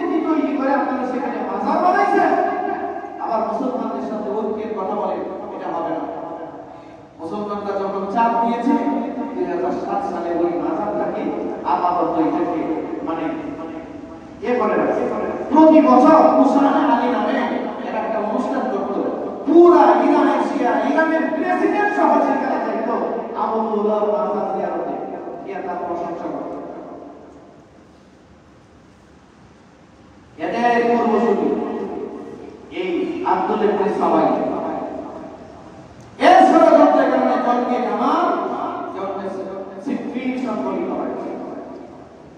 কিন্তু এরপরেও পরস্পরের মধ্যে নিজেদের মারামারি হয়েছে, এর আগ পর্যন্ত মুসলমানদের মধ্যে পরস্পরের কোনো মারামারি আল্লাহ তাআলা বলেন মুহাম্মাদুর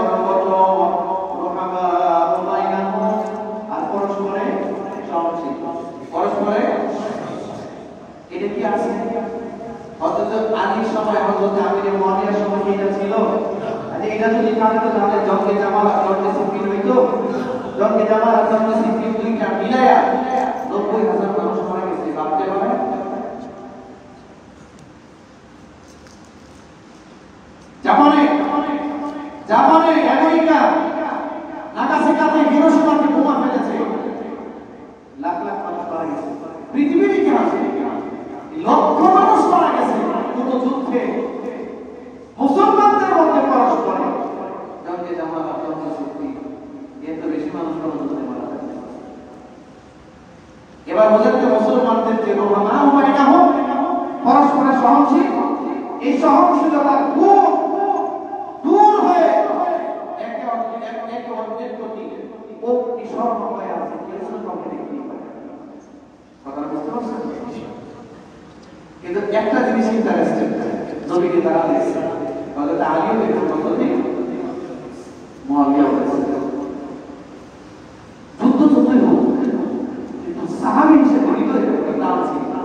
এই জন্য জঙ্গে সিফিন হওয়ার পরে তৎকালীন সময়ে রোমের বাদশা দূত পাঠাইছে হযরত মুআবিয়া রাদিয়াল্লাহু তাআলা।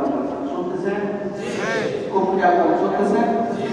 দূত পাঠায় বলতেছে, মুআবিয়া, আমি শুনতে পেরেছি তুমি আলীর বিরুদ্ধে যুদ্ধ করছো, আলী তোমার অনেক ক্ষতি করতেছে, তুমি যদি চাও তোমার সহযোগিতায় আমি বিশাল সেনাবাহিনী পাঠাবো আলীর বিরুদ্ধে।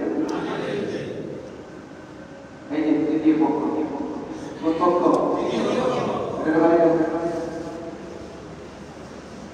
কোন পক্ষ? কোন পক্ষ ধরে বলেন? তৃতীয় পক্ষ। হচ্ছে মুআবিয়া রাদিয়াল্লাহু তাআলার কাছে প্রস্তাব পাঠাইছে। কি পাঠাইছে?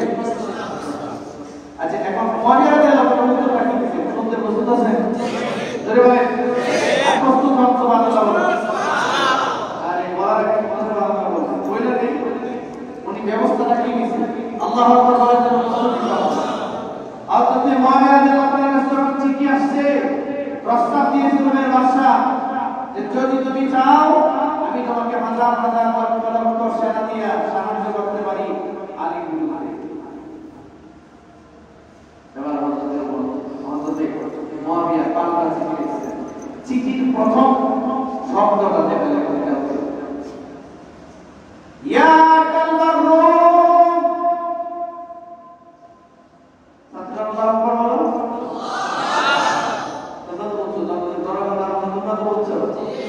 উত্তরটা দিয়েছি কি সর্বপ্রথম, ইয়া কালবার রূম, এ রোমের কুকুর, এ রোমের কুত্তা, আলীর সাথে আমার দ্বন্দ্ব, আলী মুসলমান আমিও মুসলমান, আলীর সাথে আমার দ্বন্দ্ব চলবে, কিন্তু কোন কাফেরকে আমাদের দ্বন্দ্বের ভিতরে আমরা ঢুকাবো না। আলীর বিরুদ্ধে অস্ত্র ধারণ করবার কোনো ক্ষমতা, কোনো সুযোগ আমি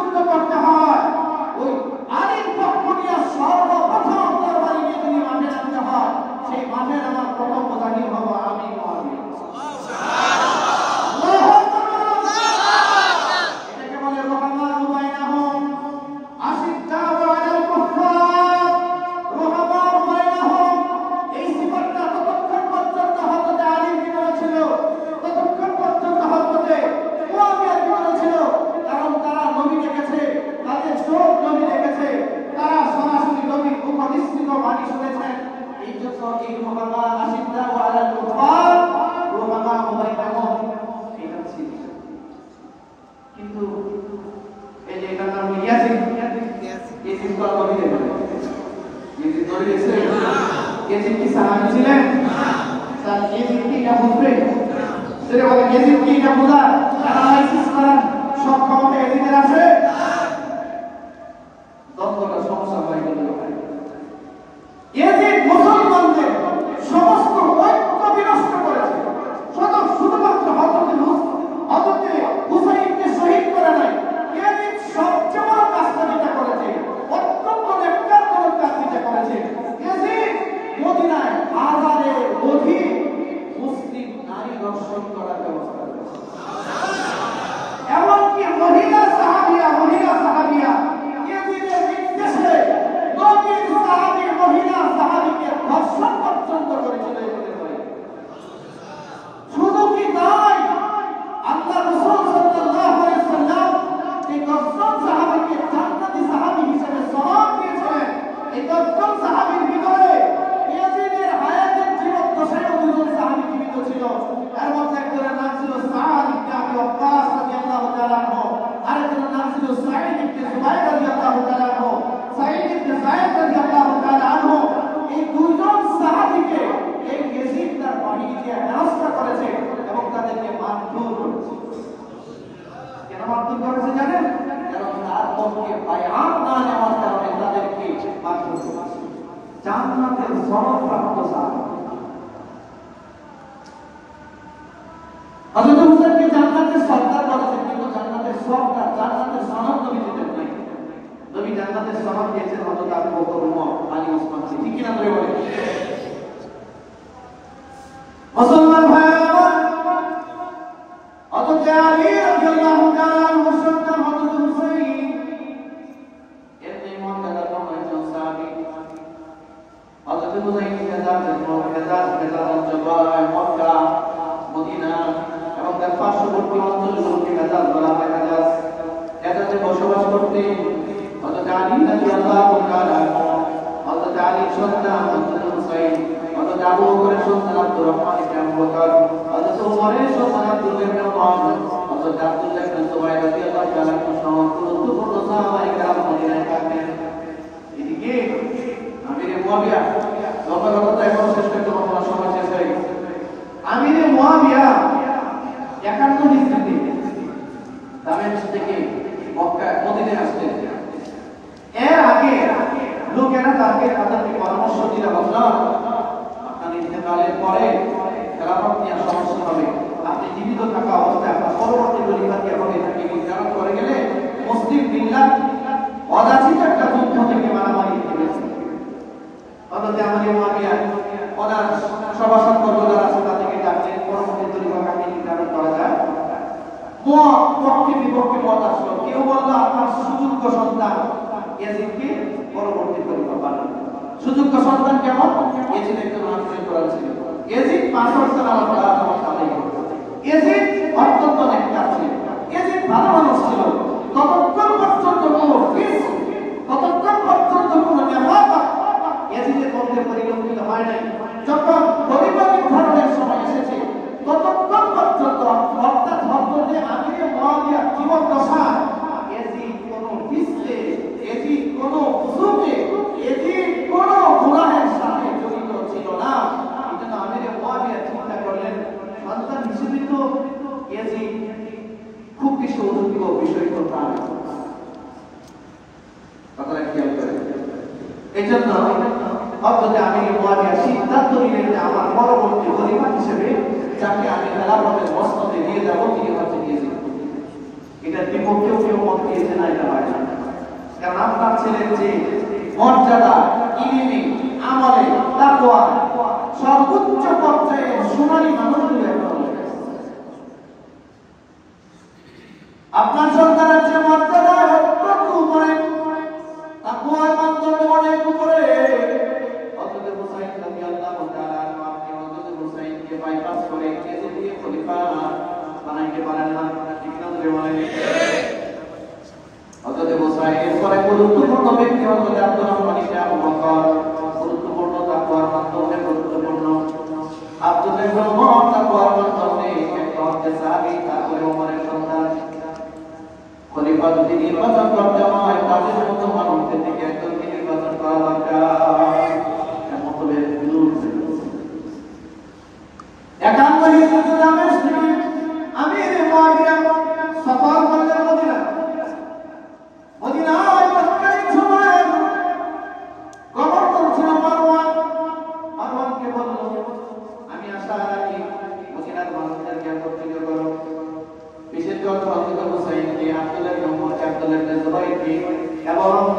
আব্দুর রহমান ইবনে আবু বকরকে একত্রিত করে তাদের কাছ থেকে বায়াত নাও, ইয়াজিদের পক্ষে বায়াত গ্রহণ করো। ভগবান সবাইকে সংবাদ দিল, জুমার মসজিদে খুতবা দিয়া বলল, এখানে জুমার মসজিদে নববীতে সবাই উপস্থিত ছিল। খুতবার সময় বলল, ইয়াজিদকে পরবর্তী খলিফা হিসেবে আমির মুআবিয়া খেলাফত দিয়েছেন, নির্বাচিত করেছেন। ইয়াজিদের পক্ষে আপনারা সবাই বায়াত গ্রহণ করেন। ইয়াজিদ অনেক মুত্তাকি মানুষ, ইয়াজিদ অনেক পরহেজগার মানুষ, ইয়াজিদ অনেক হাফেজ মানুষ, ইত্যাদি যত ফজিলত আছে সব বর্ণনা করেন। আব্দুর রহমান ইবনে আবু বকর তারা বললেন, এই খুতবা বন্ধ করেন। কে বলছে ইয়াজিদ অনেক গুরুত্বপূর্ণ মানুষ, ইয়াজিদের পক্ষে আমরা বায়াত দিতে পারবো না, কারণ ইয়াজিদের চেয়ে গুরুত্বপূর্ণ সাহাবী এখন আছে। আল্লাহু আকবার। ইয়াজিদ তো কোনো সাহাবী না। এখন হুসাইন ইবনে আলী জীবিত আছে, আব্দুর রহমান ইবনে আবু বকর জীবিত আছে, এখন আব্দুল্লাহ ইবনে ওমর জীবিত, আব্দুল্লাহ ইবনে জুবাইর জীবিত। সুতরাং এই মানুষগুলো জীবিত থাকা অবস্থায়, বিশেষ করে সাঈদ ইবনে আবি ওয়াক্কাস জীবিত আছে, সাঈদ ইবনে যায়েদ জীবিত আছে, এই মানুষগুলো জীবিত থাকা অবস্থায় ইয়াজিদকে খলিফা হিসেবে, আমিরুল মুমিনিন হিসেবে মুসলিম উম্মাহ মেনে নেবে না। আমরা মানব না। আমি এই মর্মে ব্যক্তিগতভাবে তাদের এটা নম্বরটা তাকে বুঝাই দিচ্ছি, বাবা আমার ইন্তেকালের পরে তোমরা যদি ইয়াজিদকে না মানো, মুসলিম মিল্লাতের মধ্যে ফিতনা সৃষ্টি হবে। অনেক কথা কেউ বললেন না, অথচ আমির মুআবিয়াকে আরো বুঝালেন। আমির মুআবিয়া রাদিয়াল্লাহু তাআলা আনহু তাদেরকে বোঝানোর চেষ্টা করছেন, কিন্তু কোনো প্রেশার ক্রিয়েট করেন না। যেসব হযরত উম্মাহাতুল মুমিনিন রাদিয়াল্লাহু তাআলা আনহার কাছে গিয়ে বলেন, বাজার কুফার মানুষ, শামের মানুষ, ইরাকের মানুষ, এরা তো ইয়াজিদের পক্ষে অলরেডি বায়াত দিয়েছে, কিন্তু হুসাইন ইবনে আলী, আব্দুর রহমান ইবনে আবু বকর, আব্দুল্লাহ ইবনে জুবাইর, আব্দুল্লাহ ইবনে ওমর এরকম গুরুত্বপূর্ণ সাহাবী ইয়াজিদের পক্ষে বায়াত দিচ্ছে না।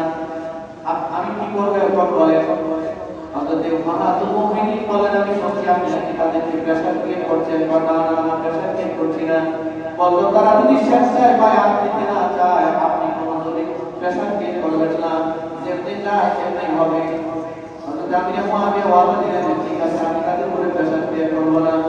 যখন হযরত আমির মুআবিয়া রাদিয়াল্লাহু তাআলা হজের সময় এখান থেকে আবার মক্কায় চলে গেলেন, হযরত হুসাইন রাদিয়াল্লাহু তাআলা, আব্দুল্লাহ ইবনে জুবাইর, আব্দুল্লাহ ইবনে ওমর এবং হযরত আব্দুল্লাহ ইবনে আব্দুর রহমান ইবনে আবু বকর সবাই হযরত উদ্দেশ্যে মদিনা ছেড়ে মক্কায় চলে গেছেন। উদ্দেশ্য হলো জিন্দ খলিফাতুল মুসলিমিন আমির মুআবিয়া এখনো মদিনায় আছে, হয়তো আমাদেরকে ধরে প্রেশার ক্রিয়েট করে আমাদেরকে ইয়াজিদের পক্ষে বায়াত দিতে পারে। এজন্য হজের উদ্দেশ্যে সবাই মদিনা ছেড়ে মক্কা ফিরে চলে গেছে। হযরত আমির মুআবিয়া মক্কায় গেলেন।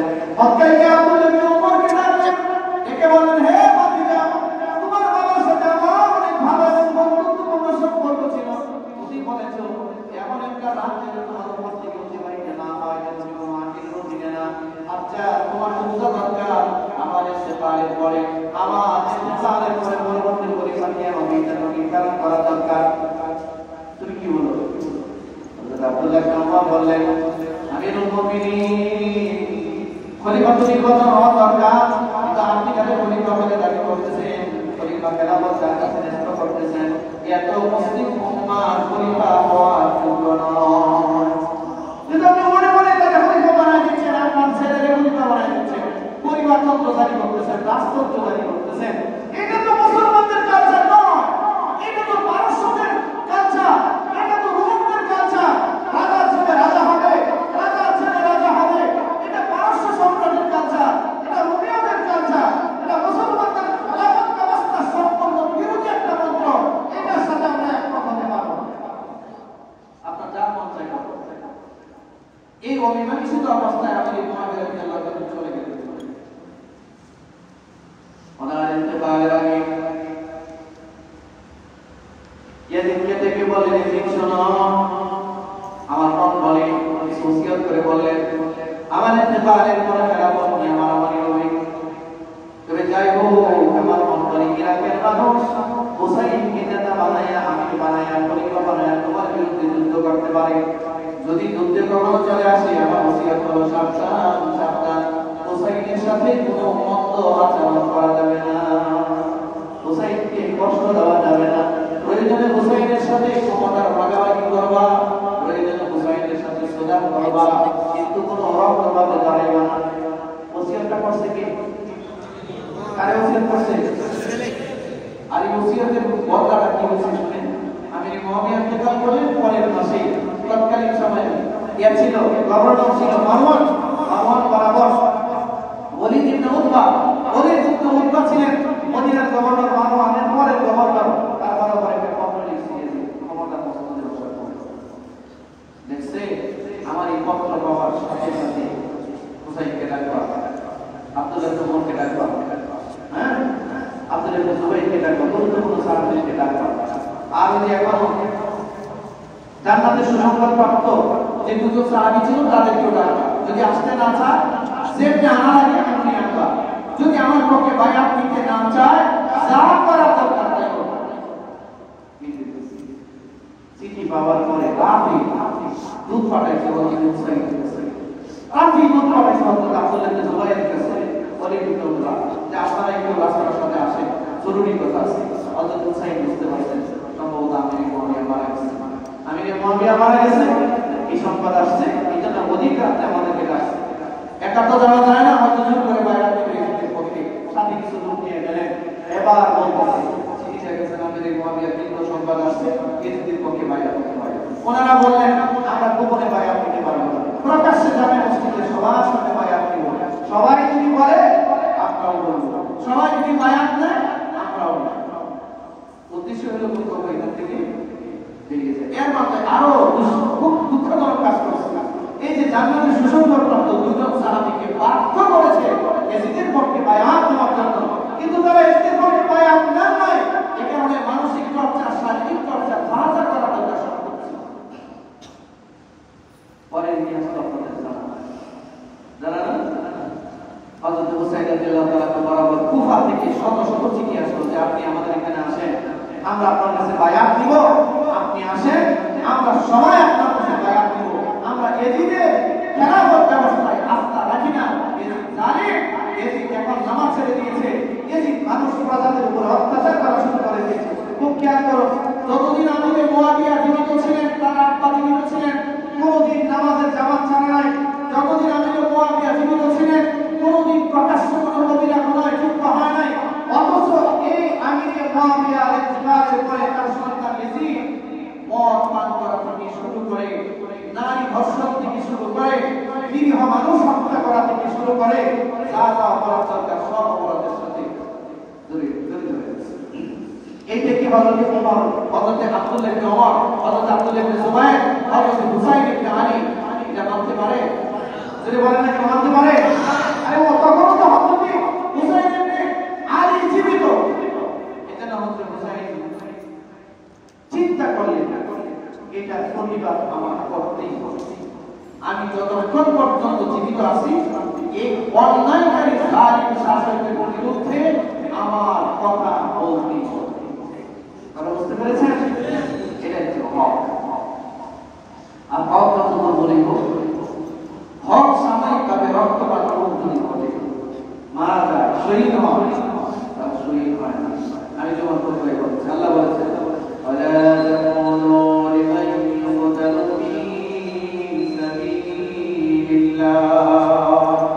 আল্লাহ রাস্তায় যারা জীবন দেয় তাদেরকে মৃত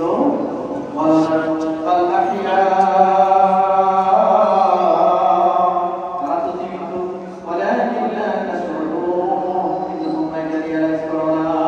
তুমি এটা অনুভব করতে পারো না, এটা বুঝতে পারো না, এটা অনেক ব্যাপার। আমার প্রিয় ভাই, আল্লাহ রাব্বুল আলামিন শহীদদের রক্তের উপরে আল্লাহ তার দ্বীনের বিজয় করে। আল্লাহু আকবার বলেন।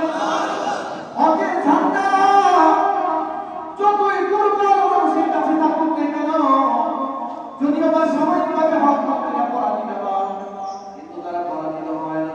ঠিক না? বলেন হকের হাত যারা করেছে তারা পরাজিত হয় না, পরাজিত হয় জালিম যারা।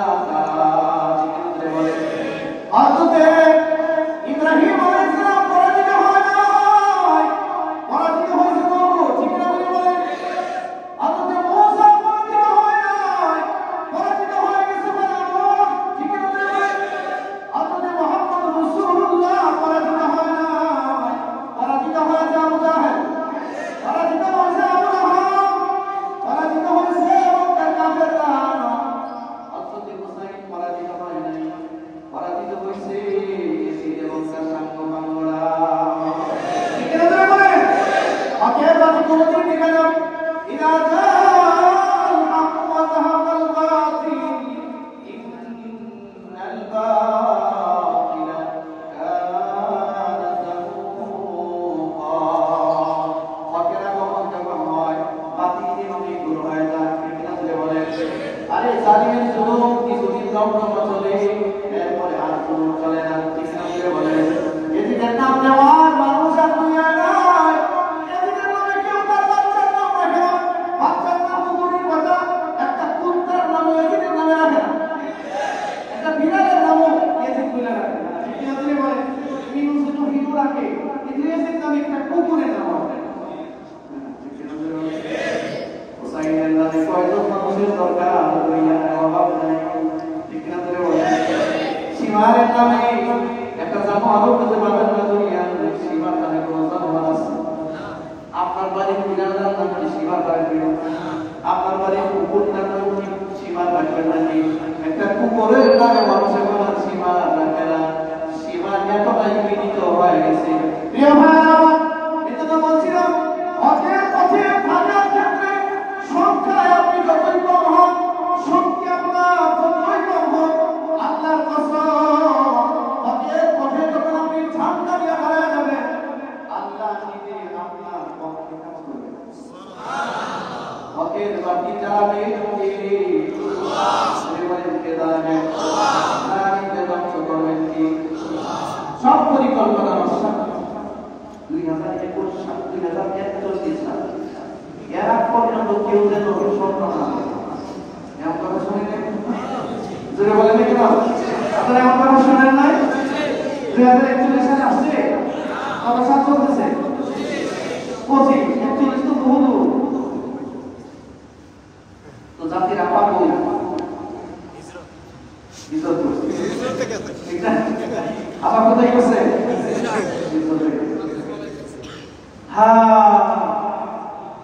সাতটা চত্বরে সেই অবুজ মাদ্রাসা তালিম করো সাধারণ তাওহীদি জনতা রক্তাক্ত হয়েছে, ক্রিটিসাইজ করেছে। সংসদ দাঁড়িয়ে তারা রক্তে বসেছিল। সেদিনই তার বিদায় ঘটনা সেটা চূড়ান্ত রূপ 2024 জুলাই আগস্টে সারা বাংলাদেশের ছাত্র জনতার মধ্যে আল্লাহ সেই তাওহীদি চেতনা জাগায় দিয়েছে। যেই রাজাকারের স্লোগান দিয়া সারা দেশের আলেম ওলামাদেরকে 54টা বছর পর্যন্ত অপমানিত লাঞ্ছিত করেছে, সেই রাজাকারের স্লোগান দিয়া স্বৈরাচারদেরকে দেশ থেকে বিতাড়িত করা হবে। ঠিক না? এটাই হচ্ছে আল্লাহর ভক্ত। হকের পথে আল্লাহ হযরত হুসাইনের রক্ত ঝরেছে, আহলে বাইতের সদস্যরা শাহাদাত বরণ করেছে, সামরিকভাবে ইয়াজিদ বিজয়ী হয়েছিল। বাস্তবে সীমা যে সীমা হযরত হুসাইনের মাথা নিকটবর্তী করেছিল, এই সীমার অবস্থা কি হয়েছিল জানেন? এই সীমার অবস্থা বড় ভয়ানক হয়েছিল। সীমাকে ব্যবহার করা হয়েছিল, মাথা নিকটবর্তী করা হয়েছিল। সমস্ত বেঈমানগুলো জালিমগুলো যারা হযরত হুসাইনের বিরুদ্ধে যুদ্ধ করেছিল কারবালার প্রান্তরে, একটাও মরতে পারে নাই। সেই বেয়াদব হযরত হুসাইনের গলায় তীর নিক্ষেপ করেছিল। এই বেয়াদব পানি খাইতে এত পানি পাইছে যে বেশি মারা গেছে। কারণ সে হযরত হুসাইনকে পানি খাইতে আল্লাহ শাস্তি। আমার প্রিয় ভাই, পরকালে শাস্তি করে দিয়েছে। এটা না আপনাদের কাছে বলতে চাই, হকের পক্ষে আপনার সাথে কতজন আছে এটা জরুরি নয়। আপনি যে কাজটা করতেছেন, আপনি যে কথাটা বলতেছেন, এটা সঠিক কিনা, আপনার কাজটা সঠিক কিনা, এটা জানা থাকা দরকার। ঠিক কিনা ভাই? সম্মানিত হাজির, আমরা কারবালার ইতিহাস থেকে কয়েকটা শিক্ষা অর্জন করি। এই কয়েকটা শিক্ষার মধ্যে 1 নাম্বার হলো কুরআন সুন্নাহর নীতিমালা সঠিকভাবে প্রতিষ্ঠা করাটাই হযরত হুসাইনের কারবালার আমাদের মূল কাজ ছিল। কারণ ইয়াজিদ যে শাসন ব্যবস্থা কায়েম করেছিল, এটার সাথে কুরআন সুন্নাহর আইনের সাংঘর্ষিকতা ছিল। ঠিক কিনা? 2 নাম্বার, ইনসাফ ভিত্তিক শাসন ব্যবস্থা নতুন করে কায়েম করা, যেটা ইয়াজিদ করতে পারেনি, হযরত হুসাইন চেষ্টা করেছিলেন। 3 নম্বর নবুয়তি ধারায় পরিচালিত খেলাফতের পরিবর্তে রাজতন্ত্র, পরিবারতন্ত্র ও এক মঞ্চের ভিত্তিতে পরিচালিত শাসন ব্যবস্থার বিরুদ্ধে আমরণ জিহাদ ঘোষণা করা। হযরত হুসাইনের দলের লোক হিসেবে কেউ যদি নিজেকে দাবি করতে চায়, তাহলে আমরণ পর্যন্ত পরিবারতন্ত্রের বিরুদ্ধে তার জিহাদ করতে হবে, আমরণ পর্যন্ত রাজতন্ত্রের বিরুদ্ধে তার জিহাদ করতে হবে। হযরত হুসাইনের আদর্শে কেউ যদি উজ্জীবিত হতে চায়, আমরণ পর্যন্ত জালিমের জুলুমের বিরুদ্ধে কথা বলতেই হবে। 4 নম্বর হকের মোকাবিলায় বাতিল শক্তির প্রভাবে বিচক্ষণ হওয়া যাবে। সংখ্যায় আমরা বছর কমই, কিন্তু নাসরু মিনাল্লাহি ওয়া ফাতহুন করিম ওয়াবাশশিরিল মুমিনিন। এই 5 নম্বরে আল্লাহ তাআলা এই ব্যবস্থা আমাদের জন্য রেখেছেন। 5 নম্বরে সত্য প্রতিষ্ঠার লক্ষ্যে নিজের জান মাল, সন্তান সন্ততি, পরিবার পরিজন তথা সর্বস্ব কুরবান করে দেওয়ার মানসিকতা আমাদের থাকতে হবে। এটা হযরত হুসাইনের ছিল, ঠিক কিনা বলে বলেন। 6 নম্বর বারামতি বা দুঃখ কষ্টে বিচলিত না হওয়া, বরং সর্বাবস্থা আল্লাহকে স্মরণ করা ও তার উপর তাওয়াক্কুল করা এবং তার নিয়ামতের শুকরগুজার হওয়া, ঠিক কিনা বলে বলেন। ওয়ালা তাহিনু ওয়ালা তাহজানু ওয়া আনতুমুল আ'লাউনা ইন কুনতুম মুমিনিন। আল্লাহ বলেছেন ঈমানদারদের কোনো চিন্তা নাই, ঈমানদারদের কোনো পেরেশানির কারণ নাই যদি তোমরা মুমিন হয়ে থাকো। বিজয় তো আল্লাহ তোমাদের সমাজ হাজির। হযরত হুসাইনের শাহাদাতের 2 বছর 8 মাস পরে, কয় বছর? এমন যদি হয়তো হুসাইনকে মেরে ইয়াজিদ শত শত বছর শাসন ব্যবস্থা কায়েম করছে না, হযরত হুসাইনকে শাহাদাত করবার পরে, শহীদ করবার পরে মাত্র 2 বছর 8 মাস ক্ষমতার মস্ত দিয়ে দিয়েছিল। ইয়াজিদকে অত্যন্ত নির্মমভাবে হত্যা করা হয়েছিল, উবাইদুল্লাহ ইবনে জিয়াদকে নির্মমভাবে হত্যা করা হয়েছিল। আরে কুফার গণনীতে হযরত হুসাইনের শির মোবারক যে কুফার গভর্নরের বিল্ডিং এর মধ্যে পুরানো হয়েছিল, কুফার অলিতে গলিতে বাজারে বাজারে পুরানো হয়েছিল, সেই অলিতে গলিতে বাজারে বাজারে উবাইদুল্লাহ ইবনে জিয়াদের কাটা মাথা, সিরাজুল দৌসনের কাটা মাথা এবং ইয়াজিদের কাটা মাথা সারা কুফা আন্দোলনে পুরানো হয়েছে। কামা তাদিনু যেটা করবে ফিডব্যাক হিসেবে তাই সময় দেওয়া হবে। এজন্য আপনাদেরকে বলছি, হকের পথে লোক সংখ্যা আমার কি আছে এটা বিষয় নয়, আমি হক পথে আছি কিনা, আমার কথা যদি হক হয়, আমার কাজ যদি হক হয়, আমি হকের পথে থাকবো। আমার হক পর্যন্ত কারা কারা প্রস্তুত আছে? আল্লাহ তৌফিক দান করেন। বলেন আমিন।